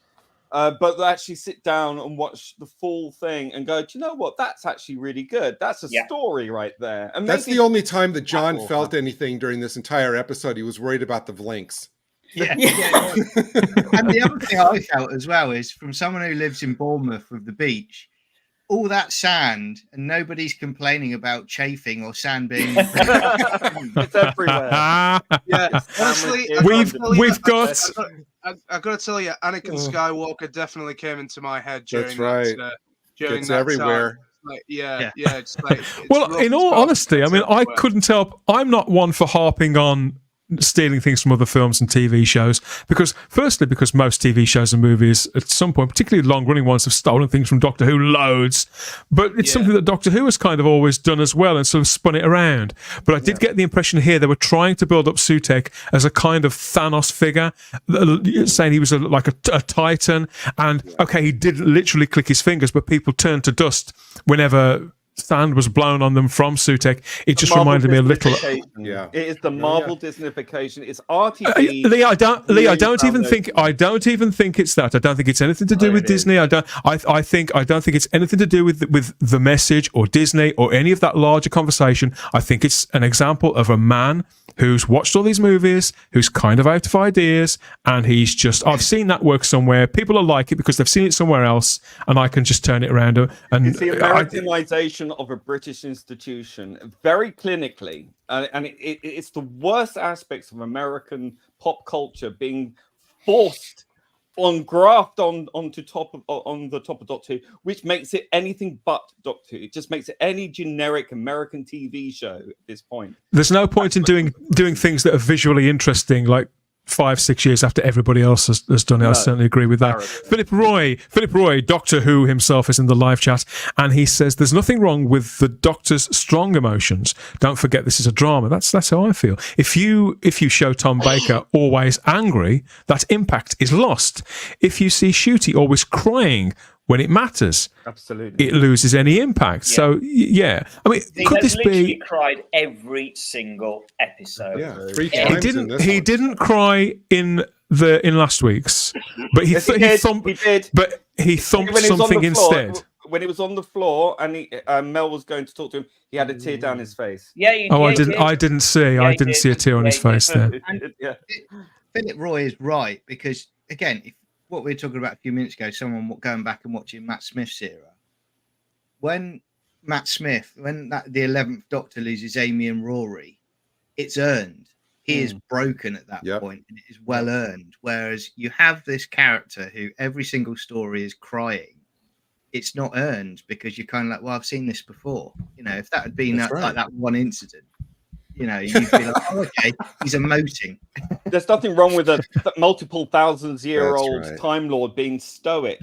I mean, the guy's seen it all. He's seen so much devastation, death, not lately because everyone bloody lives, but he's seen all this. You know, we've seen him in the time where he came out of that, very angry, very bitter, and in control of his emotions until something so triggering, like seeing the Dalek again. See, what I like about this character, Lee, is the fact that human beings often forget that he's an alien. With Mr. Spock, and I'm going to keep using Mr. Spock as an example because the stoicism that we associate with that character, sometimes the Doctor, they do touch that with the Doctor in certain incarnations.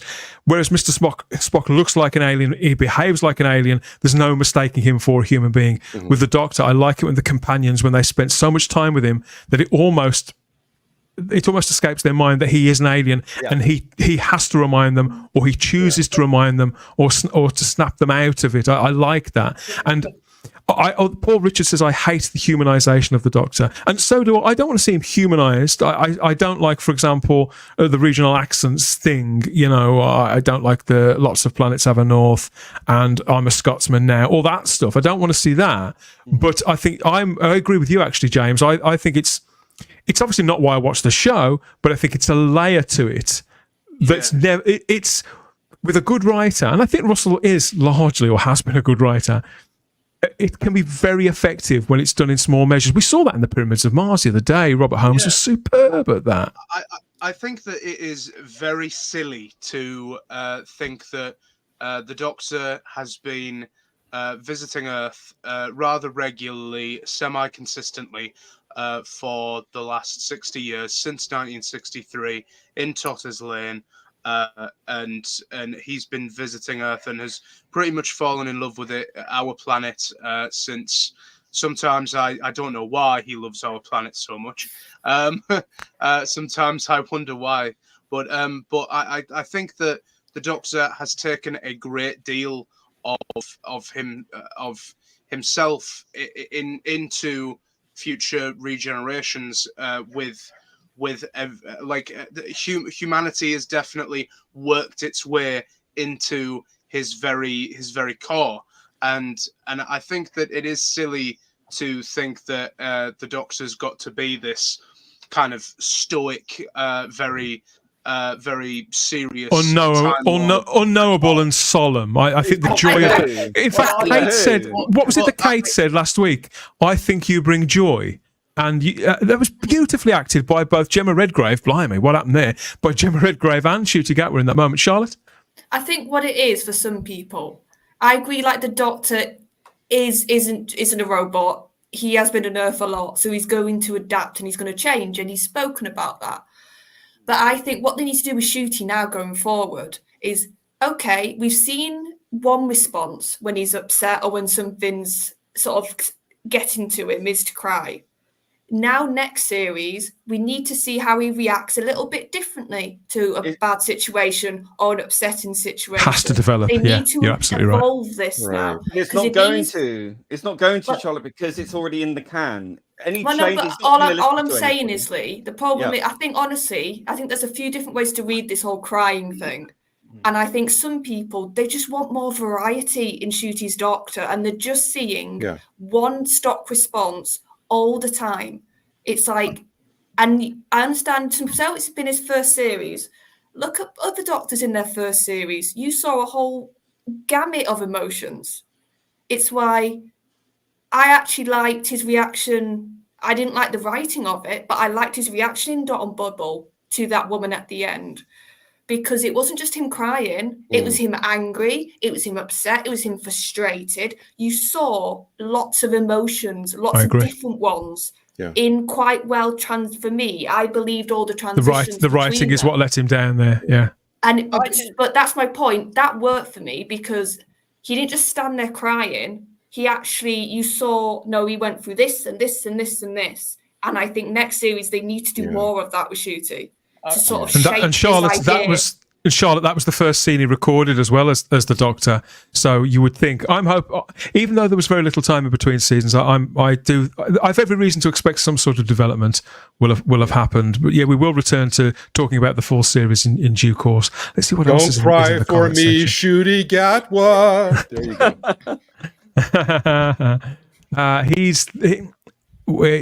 Yes, we've got this one from Sam who says he's the Doctor whose baggage has been lifted so he can be fun and enjoy life again, but all he's done is mope, cry and feel sorry for himself. I don't think that's right either. I think we've seen a character who, I think the problem that I've had with it and why, because I liked him a lot the first few weeks, and why I kind of fell out of love with the characterization was that if anything it went far too far the other way, and he just seemed to be bouncing around like Zebedee or something, Simon, like he'd eaten a ton of Smarties. I mean, the thing is, I hate the sort of humanization, and so I'm going to disagree totally with that because I don't want to see that. Again, if I want to watch that kind of character, I'll watch any number of other dramas on television. The whole point about Doctor Who is that the Doctor was an unknowable character. He was an interesting character. Ncuti Gatwa's version of the Doctor the character has never been more human in style than under this Doctor, and it's just boring to watch. That's not what I watch Doctor Who for. I can watch any other TV show or film for that. Doctor Who was unique in how it portrayed its main character, and I wanted to hold on to that. And the other thing that just follows on from what was just being said there from the comment is again, I do feel that too much sympathy has been heaped, that we're supposed to feel sympathy for the Doctor because now he's been moaning, oh, all of this has come about because of me. Oh, woe is me. Oh, it's terrible. It's all my fault. It's just like, just grow a pair. They've written the first lead black male Doctor as a complete wimp. Yeah, a wimp. This is not heroic. This is not putting people of color I don't know good light what it's doing at all. It's undermining him, if anything. And I would also say that you get human beings who are also stoic. So I don't understand why everything human has suddenly got to be this melodramatic, over emotional caricature. I just don't see that. I don't think that the Doctor would learn something like that. I think he's above that. I think James. I think that we've really got to stop thinking of crying and tears, especially when it comes to men. I think we've got to stop thinking of that as some kind of weakness, like it's something that makes them seem like a little crybaby, or that it's it's not, though. There are constant times during the day when I feel like crying, and I feel like just, kind of like when stuff just gets way too much for me. Anyone can be overwhelmed, can't they?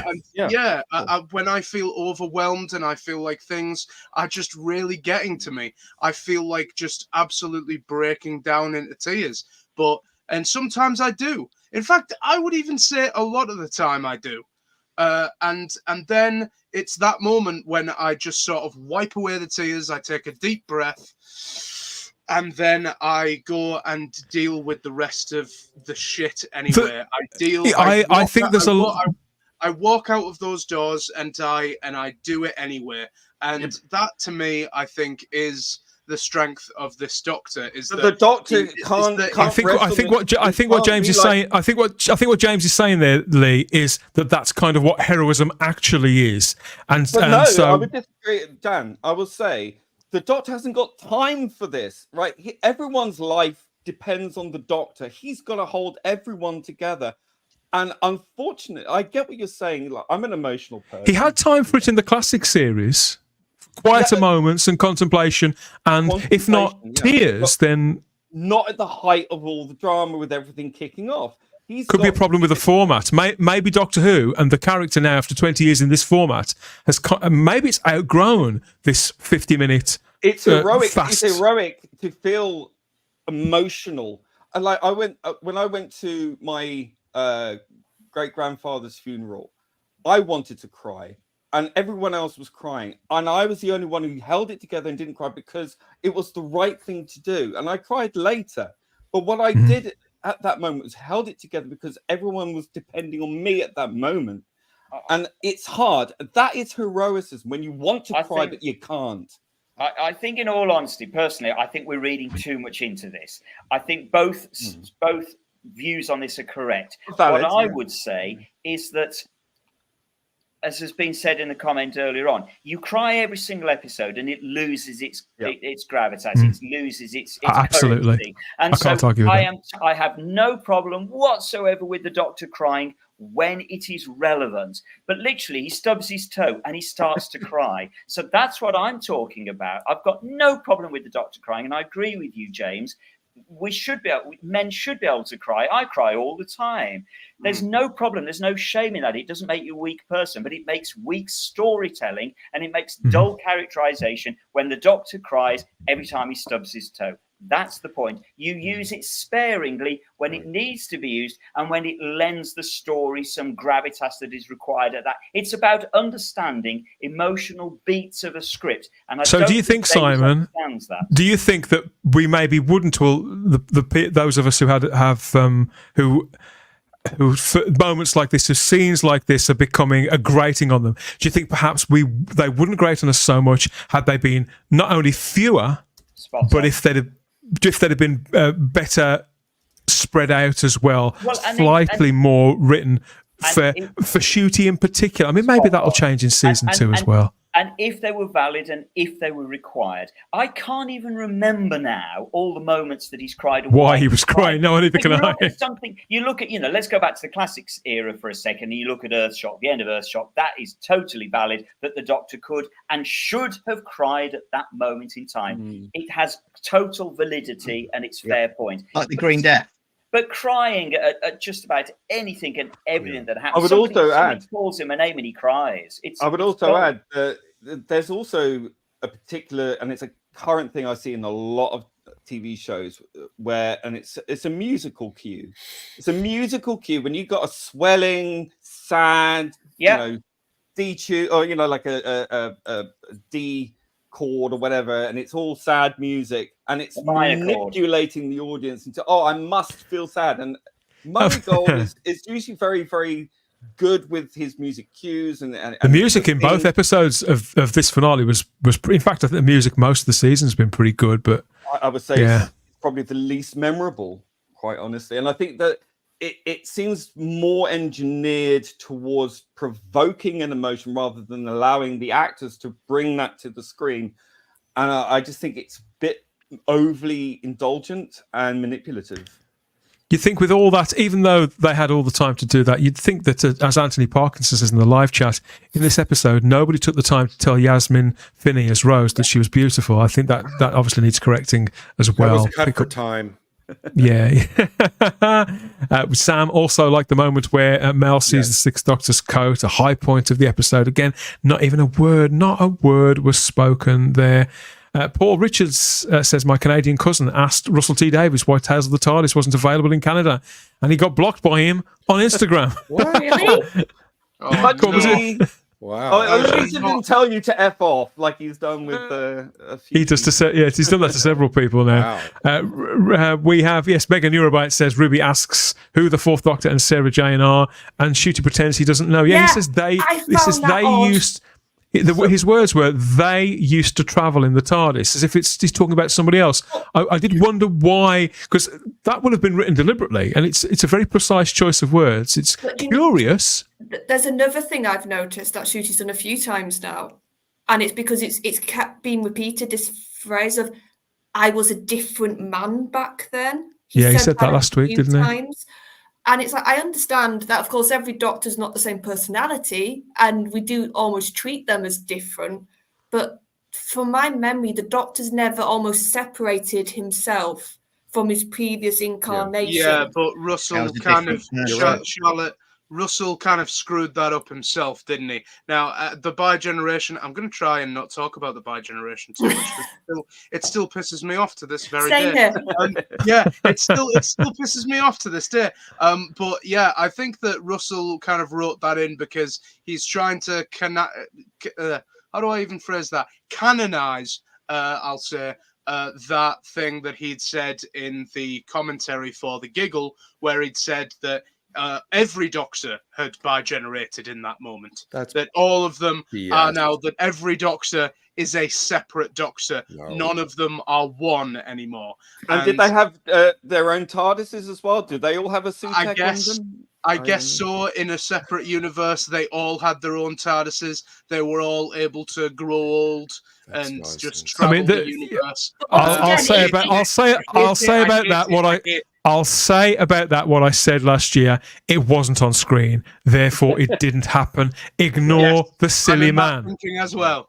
Yeah, but that's my point. It's weirdly, if you don't know about those stuff Russell said, just watching the episode, you go, why is he talking about himself like that? Well, this is a whole other thing as well. If RTD needs to come out on TV and then in a 15-minute whatever interview or 5-minute interview to explain everything, then I'm sorry you failed as a writer. Yeah, exactly. That's my thought exactly. Like, I mean, oh God, I haven't even brought up the 14th Doctor and why the heck he didn't turn up in this episode. Like that was just such a huge plot hole in this episode and in this two-parter for me. Like, I mean, if he James, things like that, they're not plot holes, are they? Because it's not part of the plot. But they certainly break the spell. They break the logic of the internal logic of the Doctor Who universe is broken, compromised by that silly decision, I think. Yeah, absolutely. I mean, I remember just thinking the whole episode, I was like, the whole world is engulfed in sand and everyone is dying. Unit is dying and everyone is just dead. And so what the heck is the 14th Doctor doing in that moment? Okay, sure, maybe he probably turned into sand and died too briefly. I'll tell you, Russell T Davies in an interview said, oh yes, he went to Venice and drowned in the whirlpool. It was very sad. Oh. That's what he actually said. He was very flippant. I want to know exactly what I've said. Andrew Birch says Dan is easily pleased. The rest of the panel living in the real world. No, what have I that's said, not true. Andrew? I didn't like this either. No, I wouldn't say I'm that's living not. in the real world at all. I've never been to the real world. It seems boring. Thank you for the comment, Andrew. Stick around. Maybe you might hear something that you like better. Our good boy is in the live chat. A good boy, just any good boy says we never. Yeah, come on, Sid. Yeah, good boy. Good boy. Says we never got answers about Mrs. Flood either, which is disappointing. So yes, Anita Dobson as Mrs. Flood, fabulous actress, lovely to see her back on TV. Yes, she is in it again next year. We've seen her filming. I think she's a boon to the show. I'd like to see more of her. But this is yet another. What about the key jangling of the Susans thing? That was never. That was a that was last. Well, to be fair, that was last week, wasn't it? But this to me, this is overburdened this season. Again, just like Simon keeps reminding us, just 8 episodes, and we've got another enigmatic woman. It's always women as well. No enigmatic blokes. No. Enigmatic woman just living around the corner, saying all these mysterious things. And I thought it was wonderful in many respects. But you can see Anita Dobson's having a fabulous time doing the Mary Poppins thing. But it's so camp. My God, it's too camp. Yeah, it's Romana. That's what he's going for, isn't he? Anita Dobson made quite the impact on screen on Christmas Day by breaking the fourth wall and seemingly addressing the audience there. She did it again at the tail end of this sort of bookending, I suppose, Ruby's story, or at least the bulk of Ruby's story. We know she's back next year as well, but effectively this does wrap up her story. But with her as a narrator, this is a very curious decision on the part of Russell's to continue having this character doing it. And I am wondering now, is she going to actually be a constant, not just of Ruby's involvement with the show, but actually of the entire Ncuti Gatwa era? And yes, you're quite right. Of course, you can't help but wonder, who is she meant to be now? Is she a time lady? Is she the White Guardian? Anybody got any opinions about any of this? All I would say before we get into it is that RTD has written himself and his production team into a corner for next season, because clearly they haven't addressed and appreciated that the polar bear activists are going to be very unhappy that she's wearing a polar bear outfit. Oh, he'll have Peter on his case. That'll be the next thing you'll hear. Yeah, call the. Do you think this visual iconography? Do you think that was deliberate there, John? Yeah, it's what is it called? A bait and switch, isn't it?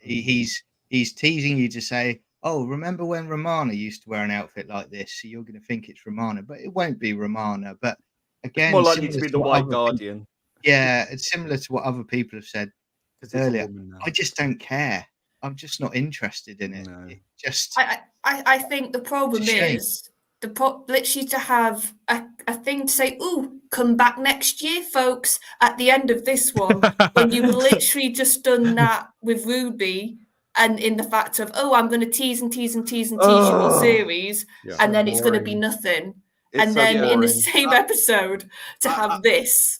Well, and also I know you say it was last week's, Dan, the stuff about Susan, but it was mentioned again tonight. So there was all the teasing about Susan endlessly. And so the truth be told, I think throughout this entire season, well, really since the 60th specials last year, Davis has basically been playing cry wolf with all Doctor Who fans. He's just endlessly baited us. He's teased us. He's oversold and under-delivered on every single thing that he's promised us here. So actually, even if this is the White Guardian, I don't give a stuff. I don't care if it's Romana. Nothing. Nothing can pull me back. Because Simon, one can only pull this stunt so many times. Correct. spot on, and he's pulled it so many times through this season, and not delivered on any of them. Nothing has been actually paid off with this. And Russell, darling, Russell, sweetie, darling, can you stop with the breaking the fourth wall? It's so. I don't like it either. It's awful. Stop it. Well, yet again, it's effective if you use it sparingly and for very, very specific, careful, dramatic narrative reasons. But you can't just keep on churning it out. Yeah, absolutely. It does seem. I'm reminded, James, of how you felt about Susan last week and what Simon's just said. For generally speaking, I think to the naked eye, particularly to the not we, it'll be seen as harmless, and it was effective dramatically last week. But actually, the more I think on it, the more I think it was maybe a little cruel, but I think it was certainly a cheap stunt to do that with any character, to do that with. I hate to say this because I love these characters, but to do that with Turlo or somebody like that is one thing. But to do it with Susan, that's a low blow. That's a low blow, in my opinion. I mean, I'm fine with a Susan reference, like in The Rings of Akaten or the Doctor's Daughter, or even in this series with The Devil's Cord. I'm totally fine with a reference to Susan and a little nod to the. Yeah, to I liked it. Yeah, I think that those are fine. But to actually put it in our heads that this woman, that Susan Triad, could have been Susan, could have been the Doctor's granddaughter, for that to even be the hook before the freaking opening titles too. I thought that was just so much of a low blow from Russell. I'm totally fine. Well, the other thing, James, that you have to kind of question is, okay, it's pissed all the fans off because we've had this He hates you. He hates us. And actually, the general public don't know who we're talking about anyway. So what is the point of doing any of it? It's just tell a fucking good story, Russell. I mean, it's new. I mean, it's all brand new. Jumping on point. I mean, thinking back, right? You look at Susan, right? She's in the 22nd century with David, and she's probably having a really lovely time, having a normal, ordinary life with David, and it is probably, because she doesn't lead as much of a dangerous life as the Doctor does, and probably hasn't went through as many regenerations as he has. Chances are she's probably aged into her first regeneration as Caroline Ford. So I think it would be great to have her come back. And at the end of this episode, at the end of the finale, he does say, maybe one day I will go back to her. And yeah, I know. Russell has done so many teases that, to be honest, I'm kind of just, I'm done with the foreplay and the teasing. I'm just like, please, can you just go in raw? Just write a story. But at the same time, I am kind of thinking to myself, because I am kind of thinking, okay, maybe I'm up for the idea of the Doctor kind of this being an overarching thing for the 15th Doctor, that maybe this is his mission for his second series, is to try and find Susan, try and go back to the 22nd century to go and find her, to reunite with her. So I do think that Susan is a lot more worth it than just a 2-episode parter for the end of a series. I do kind of think that, and I think that she is a lot more worth it than that, and is more worth an overarching series arc, So I do think, to be honest, James, they are worth more, and I think we deserve a great deal more than this. What I've described as all. What I've described in the past as all tip and no shaft storytelling. It simply isn't good enough. Sword of the Morning, I say, Sword of the Morning says, I've genuinely lost the will to live with Doctor Who and Star Wars. We've got Richard in the live chat as well with his Seal of Rassilon icon. I love the Seal of Rassilon, Simon. Have I mentioned it before? Absolutely. We all and do. And Richard points out that all the white blokes are not enigmatic anymore. But they do get Ruby's mum up the spout. maybe for season 2, there's going to be an entire story thread where Ruby's mum has had lots of kids, but she's just pointing at street signs all across the country. Somewhere out there's a kid called Lambeth Walk or something. Can I say that was the only element of this episode that got me angry, which is toward the end. So the final scene, Ruby's leaving the doctor because she's so excited to meet her dad. And all I could think was, oh, the dad that was apparently so violent and troubled that Kate says it's good that your mom got away from him. That was the stepfather. That was her mother's. That was Ruby's mother's stepfather. Yeah, I thought he was talking about. Come on, Gary, keep up. This is I'm sorry, Simon. Drama. No, I Wow.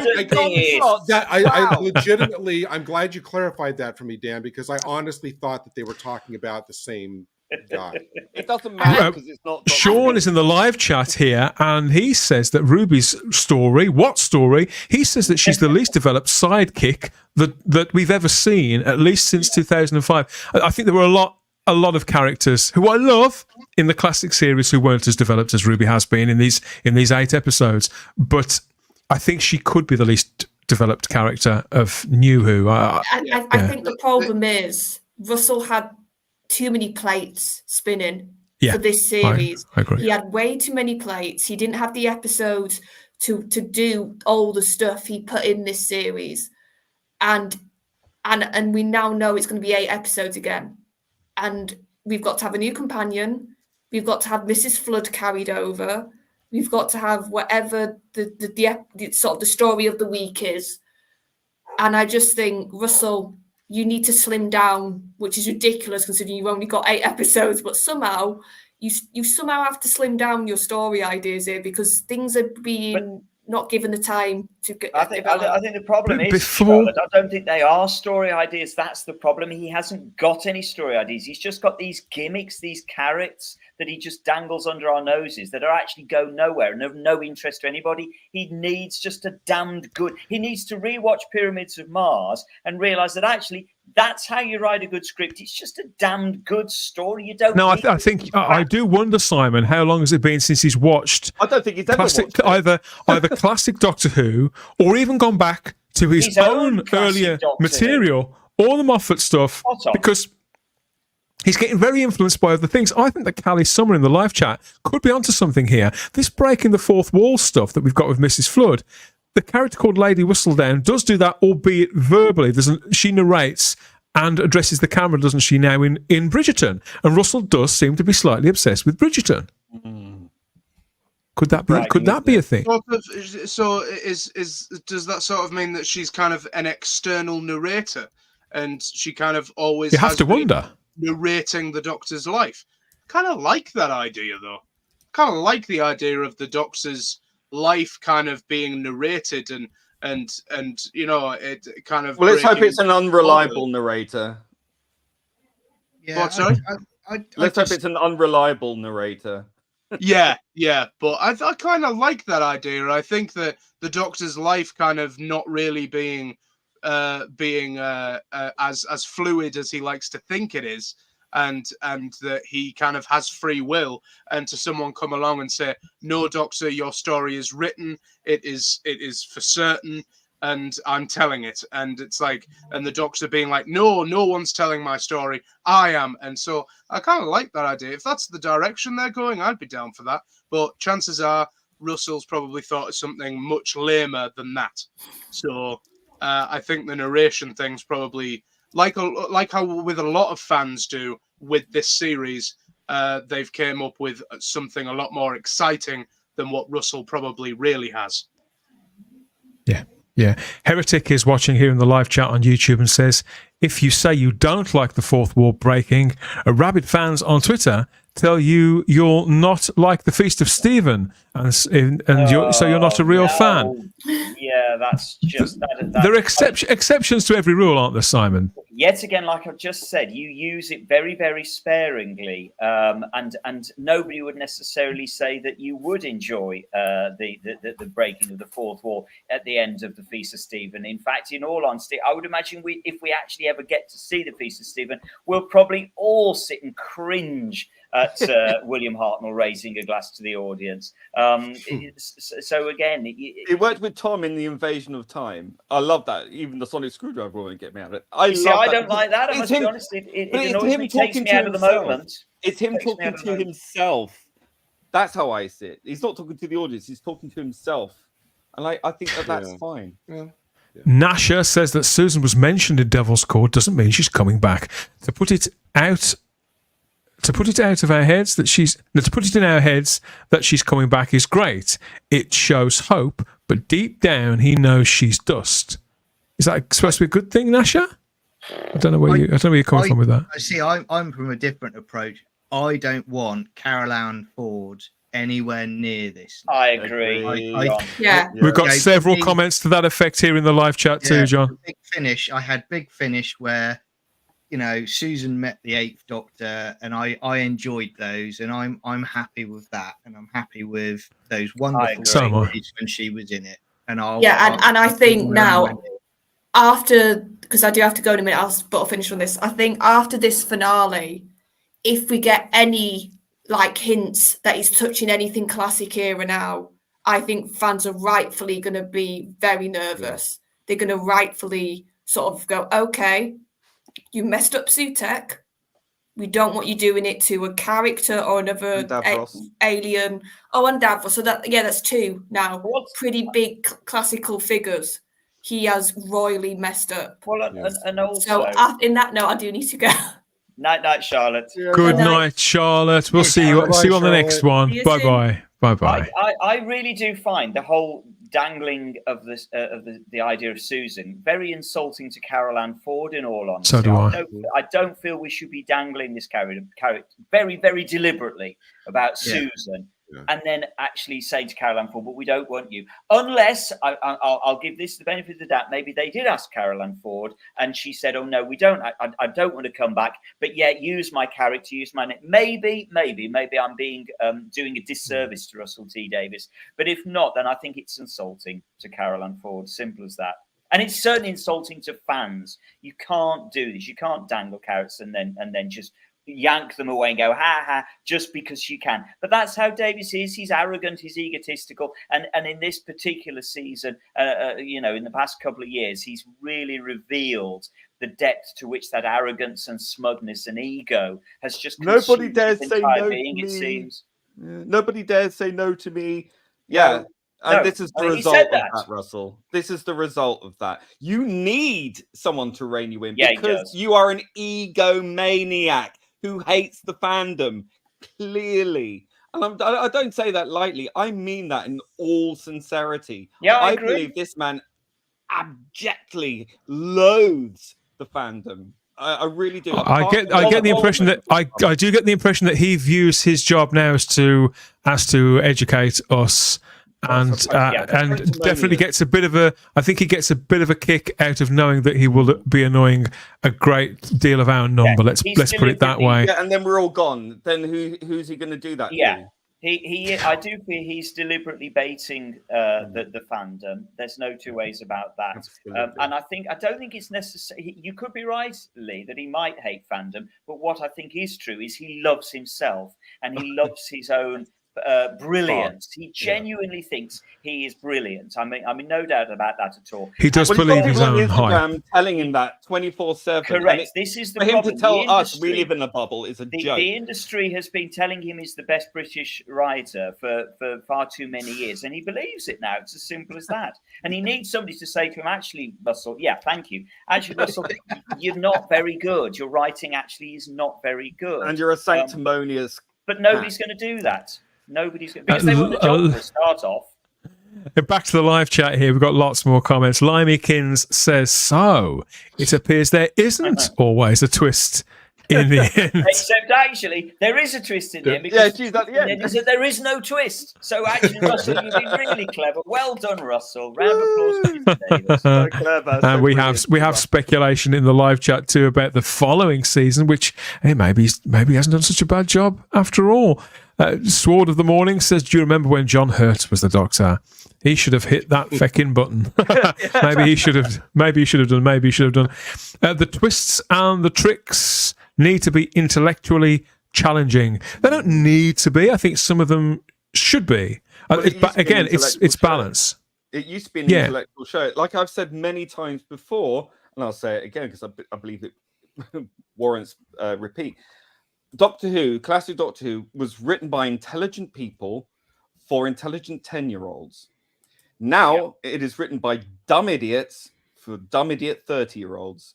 And for me, I refuse to sink and lower that bar and be told how brilliant this guy is when he is presenting such utter pap that is completely missing the mark intellectually with any verisimilitude to any former Doctor Who DNA. It's completely erased, it's rewritten, and it's all in the image of Russell T Davies and his little gang, who I don't believe should ever be allowed anywhere near Doctor Who ever again. I think Bad Wolf is the death knell for Doctor Who. I really do think that. He is come here, the destroyer of Doctor Who. He is Sutekh. Yeah. Well, there's people involved with Bad Wolf now that must be looking quite intently at this and going, do you know what? We believed his hype. This is the result of us believing his hype. And we're going to have to course correct. Because and even though season 2's in the can, it's already season 2's in the can. It's already too late. Yeah, they can't course correct until series 3, and genuinely series 3 it will be too late. And I'll call it now. Series 3 will not happen. I'll call it now.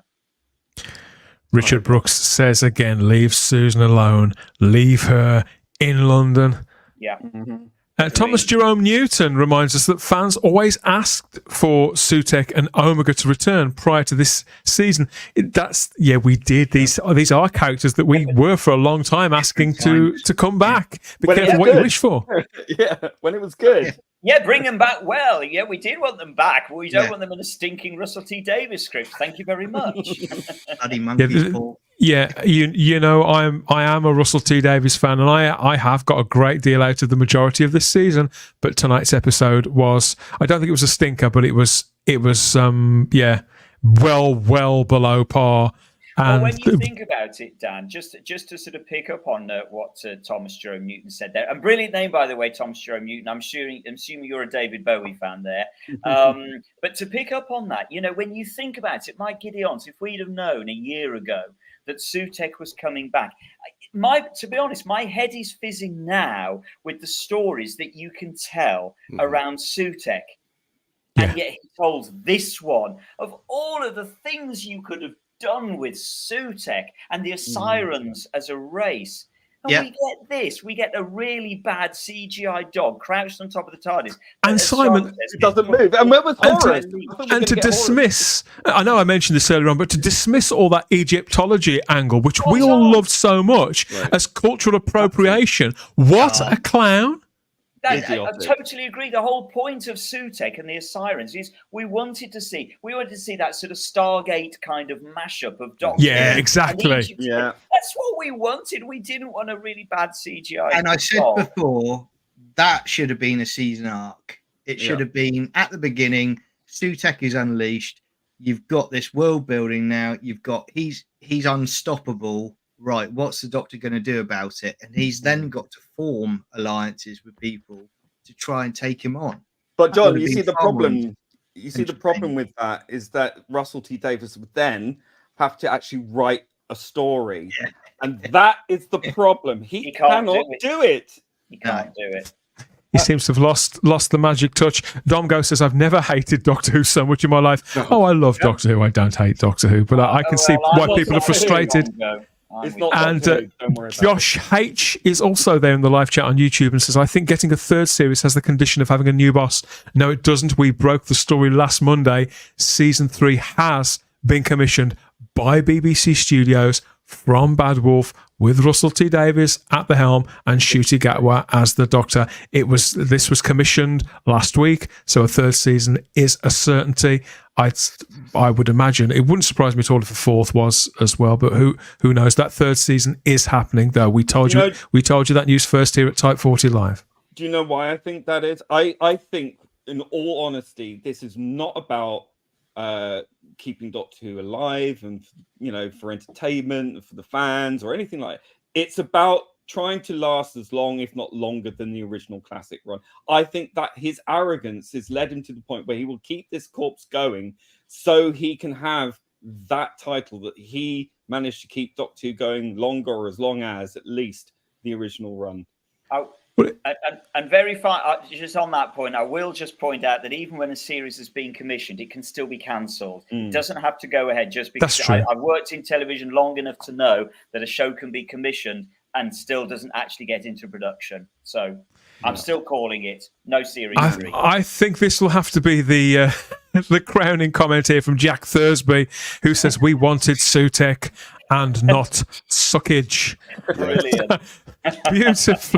Beautifully put. You've been watching our instant reactions and first reviews to Empire of Death by Russell T Davies. It screened earlier tonight on BBC One. It's been up on iPLAYER and Disney Plus for nearly 24 hours now, and my God, it's got us talking. It's got you talking too there across YouTube, Rumble, Facebook, and X. Lots more of that. Please hit us with some more comments. I think all of us either hate it or certainly didn't enjoy this one. I think it's been found wanting, to put it mildly. But it has closed off season 1 of all new Doctor Who that we've been waiting for 2.5 years. It's over. We'll be returning to the topic, of course, we will here at Type 40 Live for further discussions, the ins and outs of all 8 episodes and where it could go from here. Where does the land lie with this huge intellectual property after?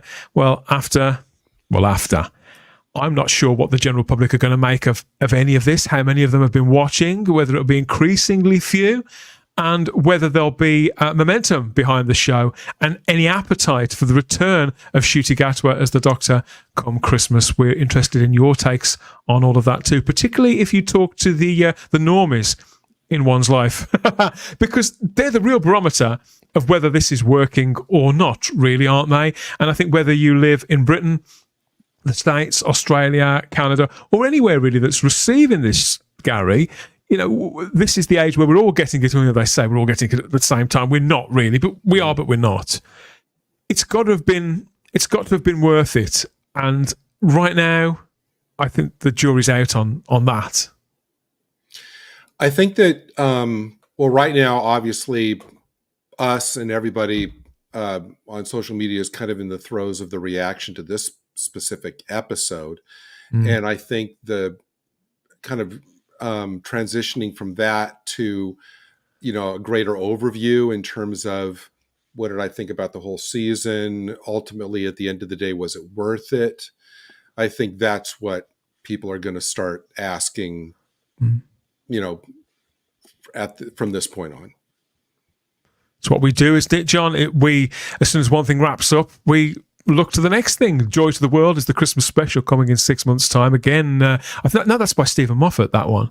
So a lot can happen in 6 months, can't it? You know, we'll definitely be looking at the viewing figures on subsequent Type 40 live streams, both here and in the States. We hope to have some sort of figures come through from Disney Plus to see whether they're happy with it or not.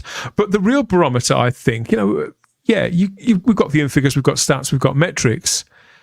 Just talking to people, we know instinctually, don't we, whether this series is hitting, whether the magic has happened again, whether a new generation have flocked to it or not. And right now, it's definitely not been the case the last 2 months. I can't imagine anybody stopping me in the supermarket who I haven't seen for a while and saying, "Oh, I've been watching Doctor Who." Oh, yeah. I don't think it's going to happen this time.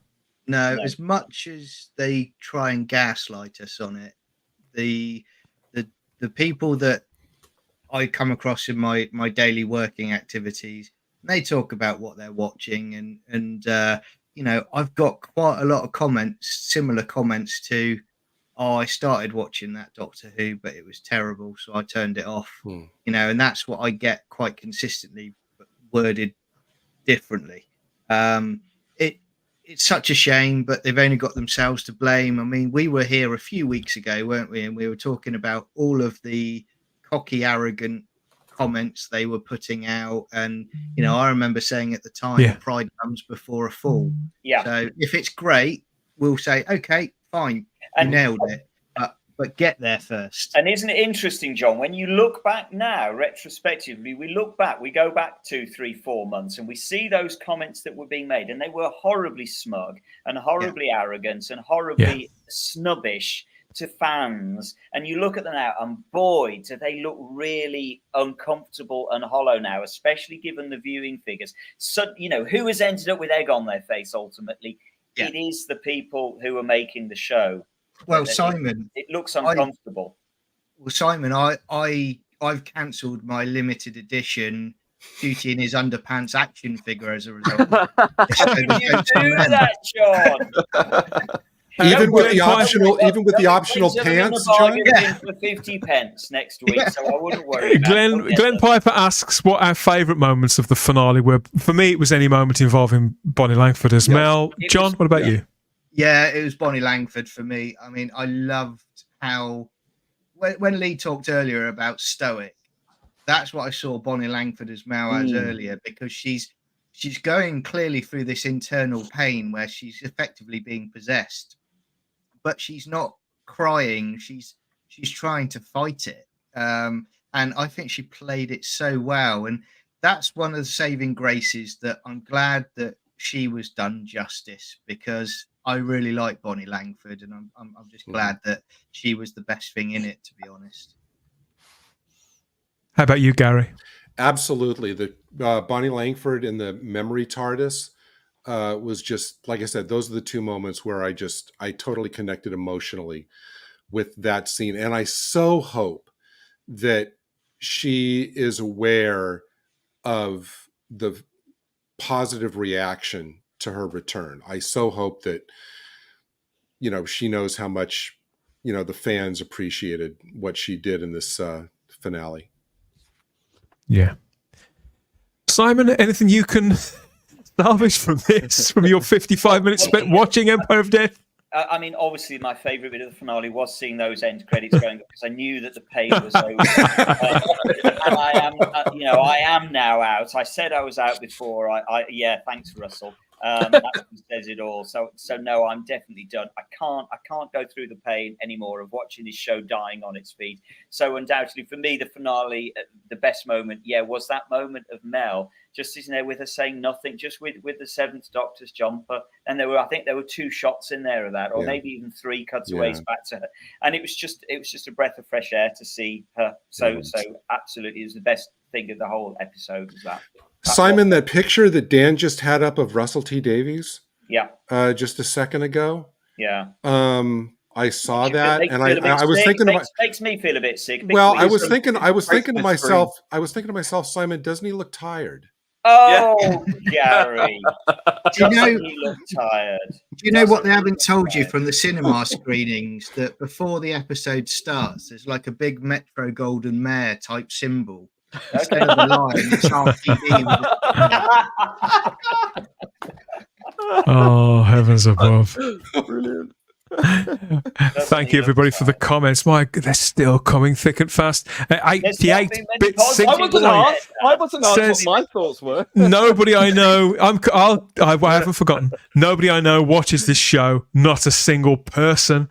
I adore Bonnie.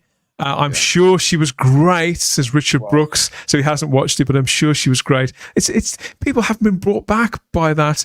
And Pure Historical says in the live chat that his favourite scene was Ruby meeting her mum, but only because it mirrored exactly me meeting my mum.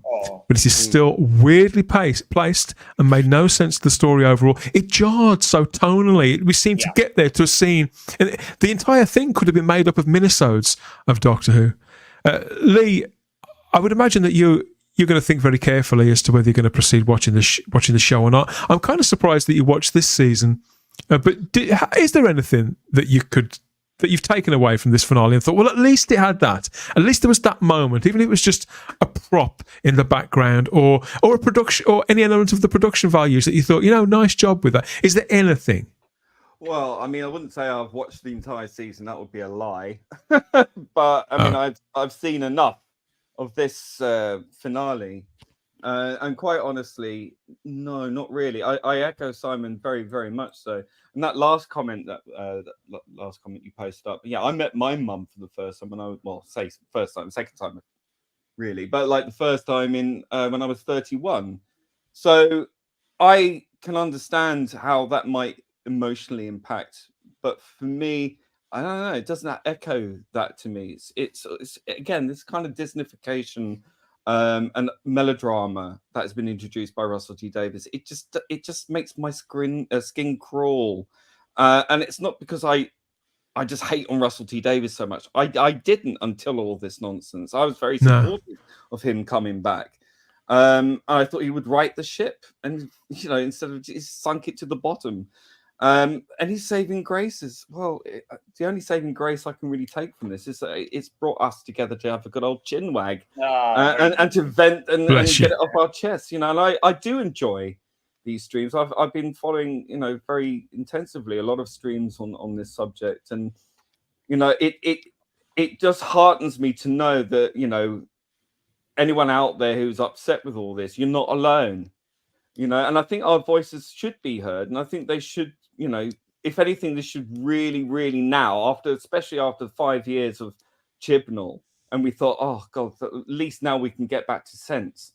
Yeah, hasn't happened, and I think it's incumbent upon people, especially in the fandom, to say, look, RTD, we know you bloody hate us, we know you hate us, but you will listen, and we will tell you, and you may not like it, but your ego has to take it. Because you have a responsibility. You are a caretaker of Doctor Who. You're not its God, all right? You're not here to dictate what Doctor Who is or is not. You are a guardian, and your responsibility is to the people who've supported you, who supported this show for decades, and for you to just throw that all away for this imaginary new audience, this under 30s that you're so desperately bragging about, which is complete nonsense, not borne out by any of the figures whatsoever.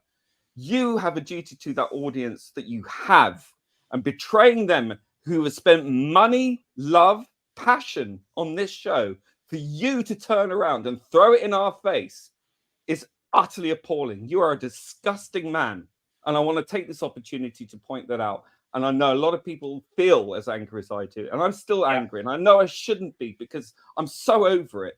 I really am. But this whole attitude, this kind of sneering laughter, it's inexcusable. It's inexcusable and it's disappointing. It's more to the point, it's completely unnecessary. And I'm upset for my friend Jack, who has been a fan of RTD's, when he was a kid watching RTD, right? And seeing him heartbroken and unable to even watch Classic Who without struggling. And he loves Classic Who. And to see him struggle to rewatch his favorite era, Russell T Davies's original era. And he has invested so much money and time and love for this show. And even for him, let alone my generation, our generation, to be that disappointed, that upset, and him also to have experienced RTD telling him to F off is absolutely unthinkable, totally unprofessional and disgusting. And I don't want to see that happen anymore. And I think it's a big mistake going forward with Russell T Davies and his minions. And I rue the day he came back, and I can't wait for him to fail on his ass. Yeah, I mean, I called it 3 years ago when it was first announced. I said it was the worst thing to happen to the show. I really didn't want to be right. It gives me no pleasure at all to be right, but I knew in my heart it was the worst decision for the show, and I still feel it is. The only thing with this is that the viewing figures are so poor that I feel a degree of vindication, and I just hope that this is going into Russell T Davies's brain, and he is lying awake at night having sleepless nights thinking, what have I done to the show? Because he must know, if nothing else, that the show is failing. You can see from the viewing he must be, Simon. We had that quote from him about a week and a half ago now, where he did admit to the Radio Times that, and it was a very small quote, but he said it's not doing very well in the ratings. He kept it as clean as that. He did speak a little bit afterwards about related topics, but he moved on. But it's not doing very well in the ratings. For Russell T Davies to admit that publicly, that means things must be pretty bad. And to be honest, I feel absolutely no sympathy for Russell T Davies whatsoever. I don't I do either. agree with Lee. I think he's acted abominably through all of this. He baited the fan base. He has treated us poorly. And he clearly can't write Doctor Who anymore, and he does need to retire very, very gracefully before any more harm is done to the show. He needs to just accept that he's not what he thinks he is. His ego is not correct. He isn't the writing genius that he thinks he is, and he needs to know that, and he needs to move on gracefully and accept defeat. And I feel no sympathy whatsoever for him that he's having poor viewing figures, because he shouldn't have treated the fan base the way he has, and he shouldn't have treated a British institution in the way that he has done, in the way that he's presented these stories that are poor. I see no sympathy for him. No. The story of Ruby Sunday and the Doctor has come to a close for now with Empire of Death, the season finale to season 1 of all new Doctor Who with Ncuti Gatwa and Millie Gibson. The series will go on. We've got a Christmas special in a few months' time, another series next year, and a further series, you heard it here first, commissioned after that for whenever. Bad Wolf had a 5-year deal for this show, so it does look like it's going to play out at least across that period of time. Yeah, we've all been pretty scathing of this episode in particular. It's a massive, massive letdown. Certainly in my opinion, there aren't many fans here, and as always, we're listening to whatever you've got to say too. So hit us up with the comments. If you're going to rewatch it, give it another day in court. Let us know if there's other little things that you notice. But 55 minutes worth of Doctor Who, extra length episode. Usually I'd be counting the days till I could rewatch something like this. But yeah, it has been a considerable disappointment. The entire season is still up on the iPLAYER and Disney Plus, I think indefinitely, to rewatch if you want to give it another go. We'll be returning to the series on the podcast and the live streams in due course, and there'll be an aftermath, I'm certain, to the season itself closing up. We're all eyes and ears for everything going on across the Whoniverse, so stay with us here at Type 40 Live for more coverage over the coming days, weeks, and months. Hello, my name is Ian Levine, and I'm proud that you're listening and watching the Doctor Who Type 40 podcast here on YouTube.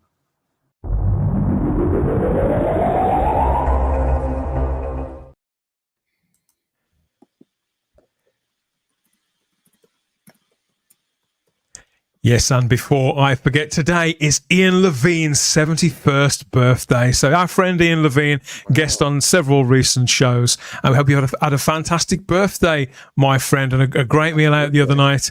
And many, many happy returns, of course. Happy birthday, Ian. Happy birthday, Ian. Okay, so yes. One more thing, everybody. One more thing before we head off down the vortex. Hopefully, without Sutekh following us, have to get the lead out again, get the lasso out again. As ever, we're rounding things off with a last look at the view screen. It's our regular eye up your temporal schism in search of the prettiest pictures from out there in the Whoniverse. Just a very quick note to Russell T Davies. In case you are watching, you can leave the show now because we're no longer talking about you. And I know you're in will only Wow. You can go away now. It's no longer about you. Yeah, Mayor Quampe already. Go away. Well, yeah, I think it's interesting that, and this is our first pretty picture, but it's also a piece of merchandise that's coming out. It's interesting that the character of Sutekh has been reimagined there for 2024 in recent episodes. But the line of merchandise that's coming out from Forbidden Planet that's exclusive, it's interesting that on the official pin badge that goes into this episode, that ties into these episodes, does feature Sutekh, but not the current Sutekh. The Egyptian Sutekh. What does that tell you, Russell? And what does this tell you, John? Would you buy this? Would you pin this on? I mean, I like the look of the Sutekh, but I don't wear pins. But it's anything's better than that Bogeyman one we saw the other week. So I'll replace it. That's more like it, isn't it? One of my favorite pieces of merchandise is my Sutekh figure from Character Options. Fantastic. Oh, really? Love that. Yeah. And I'm some guy, Doctor Who, he does what is it? 3D prints. Sorry about that, but they do some fantastic Etsy shop with 3D printed stuff that fills the gaps, and they've done a 3D print head sculpt of the servant of Sutekh. Oh no! Okay, I bought that, so I'm going to put that and customize my own figure with that. So it's brilliant. I think it's Doctor UK or something like that. They're really, really good. Go and check them out. Send us the link and we'll put it into the description of the show notes. Yeah. People like this pin badge. Crimpling the Bloom says it's lovely, and Ezra Goldstein says it's fantastic. David Mullen likes it too. Yeah, I think this is quite cool. Why didn't we just get that design? That's all we needed for Sutekh. We didn't need a bad CGI. Green eyes. Yeah. Green eyes. Yeah, why were the eyes red, not green for start? How sinister would it have been of Sutekh walking around? You know, that's all we needed, John. Yeah, so good. That would have been nice. That would have been really, really cool after 50 years. And a hand on his chair. You can't have the hand removed. But I think this is the problem. They're going with the tech now, aren't they? They're going with the technology, so it's easier to do CGI than Limekins asks, are they bringing out a dog tag version of Sutekh? we can, we'll keep you posted here at Type 40 Live. K9 and a Sutekh together, you know, like a one of our favourite artists here at Type 40 Live, somebody we feature regularly, is Oliver Arkenstall-Jones. Oliver's a fantastic artist, digital and traditional artist. And I think his most noted line of posters that he puts out through his Etsy shop are these kind of old school horror posters, aren't they? They're representations of classic Doctor Who stories, actually new stories as well, come to think of it, but done with that Hammer Amicus aesthetic. So we've got folds and creases and all that kind of thing, and the sort of imagery that you associate with old Hammer horror movies of that period. And of course, he's turned his attention to Pyramids of Mars. So I thought it was high time we got this up on the view screen. This is The Curse of Sutekh, everybody. Sutekh himself isn't visible on there, Simon. Lots of cultural appropriation is, but more to the point, superb artistry. I'm appalled and shocked by the cultural appropriation on there. It's an insult. I am insulted. How dare that Englishman go in there and discover all that wonderful stuff? I love the colour palette of this one in particularly, the golds and the greens. Yeah, it's very Hammer horror or Universal monsters. It's sort of very universal. I would say that's more universal. Yeah, Creature from the Black Lagoon style, Simon. Yeah, you're absolutely right. It's very sort of 50s, isn't it? That very 50s styling. Love it. Absolutely love it. Two mummies, the sarcophagus in the background. It says an ancient evil brings the gift of death. Look at the stare on Scarman's face. It's perfect, Gary. I'd be in the theater watching this movie. I'd be in the front row. Oh, I tell you what, Gary, if they had screened Pyramids of Mars, the proper version, not the Ben Cook massacred version, if they'd screened that in the cinema instead of Empire of Death, boy, I would have been first in line for a ticket. Oh, hell yeah. Yeah, this is going down well in the live chat too. Daniel's there. He says, man, that is awesome. And fantastic as well, says Ezra Goldstein. It's got a gorgeous from Crimpling to Bloom. Yeah, we don't get one of those very often, do we? It's just beautiful, that. And you look at the design work, you know, in those original, the mummies, and as you say, the design work on Marcus Scarman, which is just as good as the design work that was in tonight's episode of the possessed. Sutekh servants. There's nothing wrong with it. Pyramids of Mars is perfect in every sense, and that artwork is just beautiful. I wish Drawing Jack Rabbit was on here with his brilliant. If you've ever heard him do a Russell T Davies impression, it's spot on. But he's saying there about there's a problem with Sutekh evolved in the sense he's an Egyptian god who looks Egyptian. Yes. So ridiculous. Absolutely ridiculous. We do have this as well. This is from Snappy. Again, it's in tribute to the Pyramids of Mars. Very different in style. This looks almost as if it could be some still from a current day CGI movie or something involving puppets. But I think this is quite nicely done here with the Doctor, Sarah and Sutekh. I like that. That's really cool. Wow, that's wow. That's well out there, isn't it? I'm looking at that. That's taking a moment to take in because that's really quite loopy, isn't it? Reminds me of Star Wars, Clone Wars style. Yeah. You know, very trippy. I like that. It looks like the cover. It looks like the cover of a graphic novel. Yeah, definitely. Yeah, something very, very different. That is, I absolutely love that. It's just really, really imaginative. I mean, again, it's just lovely to see artwork that is not copied from any photos whatsoever. Yes. That's entirely created from evocative imagination. Evocative, idiosyncratic. Yeah, I love it. Paul Ashworth, he likes it too. Yeah, I should hope so. Lord Thoth says Pyramids of Mars was my favourite. Now, maybe not anymore. Oh, no, I'm sure. No. Don't let them win. Yeah, exactly. It will survive, my friend. A Sword of the Morning asks, why have I never been in this chat before? Only you know the answer to that one, Sword of the Morning. But better late than never. Anyway. You are here now, and you're very welcome. Part of the crew now.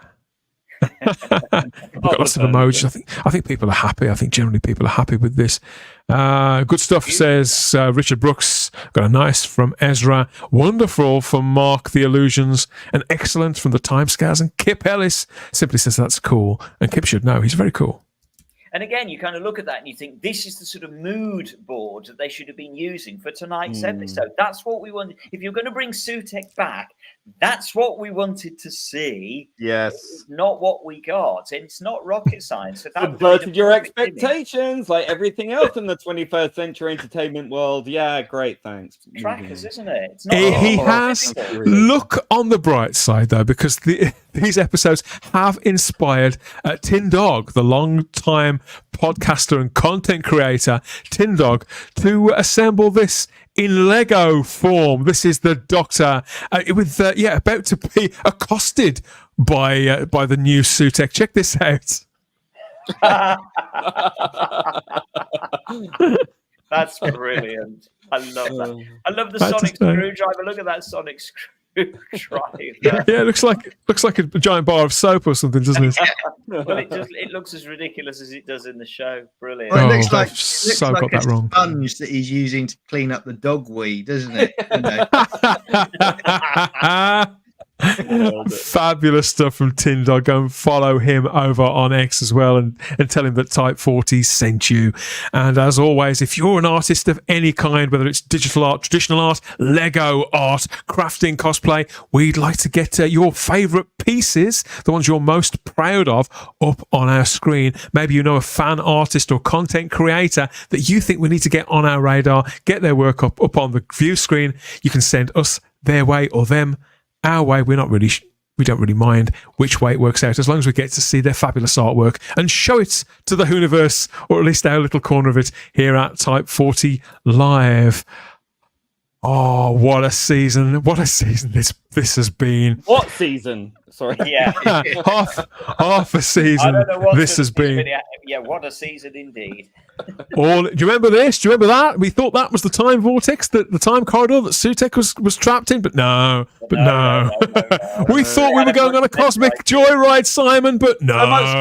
So much joy. Cosmic joyride, I clearly missed it.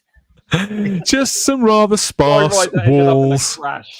Yeah, the walls kind of say it all, don't they? Really, we were right about the TARDIS. The TARDIS never even got interesting, did it? Through 8 episodes, they never made that set interesting. Never once. No, that's true. Just a waste. Again, it's gone. It's too late now. We've had the season, and that TARDIS interior never ever picked up. It never improved. Yeah. They need to get more stuff in there, more stuff. Happily, though, things have improved here. We've had a fabulous live chat full of friends, fans and companions out there as well. And yes, if you'd like to get in touch with us, you can do so. If you get over to our social media, Instagram and X at Type 40 Doctor Who for that. That's where you can find us across those 2 platforms. Or you can join us on Facebook. Cut out the middleman. Get to the Type 40 Facebook group. Now, I can't guarantee that all 4 of these gentlemen are members of the Type 40 Facebook group, but you won't know for certain until you join up for yourself. So go over to Facebook, type 40 into the search field, and there you'll find the Facebook group. Come and vent, rant, or rave in there about not just this episode, but whichever other one that springs to mind, which is feeling your wrath today. I don't know. Next time, what's next? It's never all over, is it? This is Doctor Who. This is Doctor Who Fandom, more to the point. The dust will be clearing all week, and we'll be right here at Type 40 Live with more, including the return of more of the regulars and some more irregulars. I've no doubt. So if you want to be clued in on what's happening next and where, hit the cloister bell so you don't miss any of it. More chances to get involved. We want more of your comments too about Empire of Death and everything else. Obviously, this is Doctor Who Fandom. Yes, it's much the same as it always has been, with lots of varied opinions, and this is what we do best here at Type 40 Live. All opinions are genuinely welcome. Yeah, we may thrash them around a little bit, and the odds are we're going to disagree, but this is part of the fun of being a Doctor Who fan, isn't it? Isn't it, boys? Isn't it? Yeah, I think they agree. They agree. Obviously, if you're watching from the future, UK overnight ratings may have just been released for Empire of Death by the time you see this.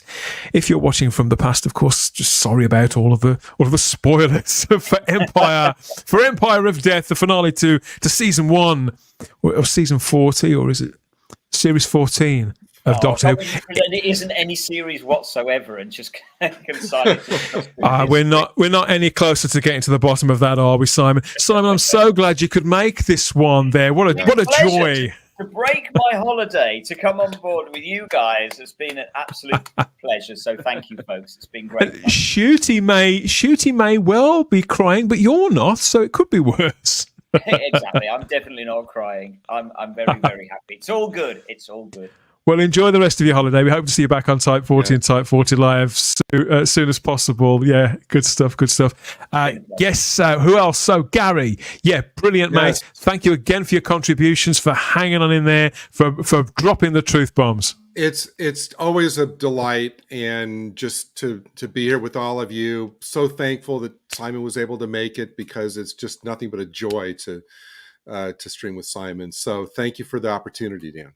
It's been good fun to have you on board, Gary. My pleasure. My pleasure. Always a tart set aside for John Yule. Didn't you like a tart, John? I've heard the partial. I love a tart. Take form and otherwise. Yeah. Oh, I'm so glad you like me. You heard it here first. And thanks. It's been great fun. Are we doing a live show tomorrow from Bad Wolf offices with RTD crying? We'll be on the car park. God, we've given a bit of a savaging, haven't we, this time? Greatest show in the galaxy. Sadly, drama, we film you crying at the ratings.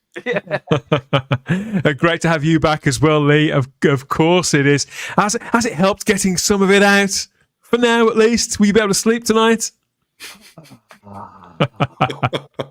Like a baby. I'm certain. Not crying like a baby, not like some people. Oh, look at him, all alone again. The Doctor, the 15th Doctor, pouting again. Yeah, Christmas. Maybe Christmas won't be that far away after all. It looks like he sniffed a fart or something. Yeah, he's just found. Yeah, he's just found some dog's mess from Sutekh underneath the console. Oh god! Yes, please. If you please hit the cloister bell to subscribe to us here at Type 40.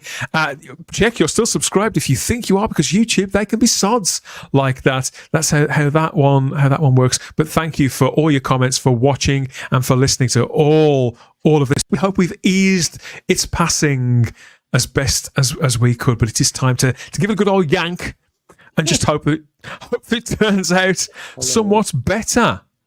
Somewhat better next time. We always have the time if you have the space here at Type 40 Live. We'll be back again soon. Enjoy the rest of your weekend. See you in the comments. Bye-bye.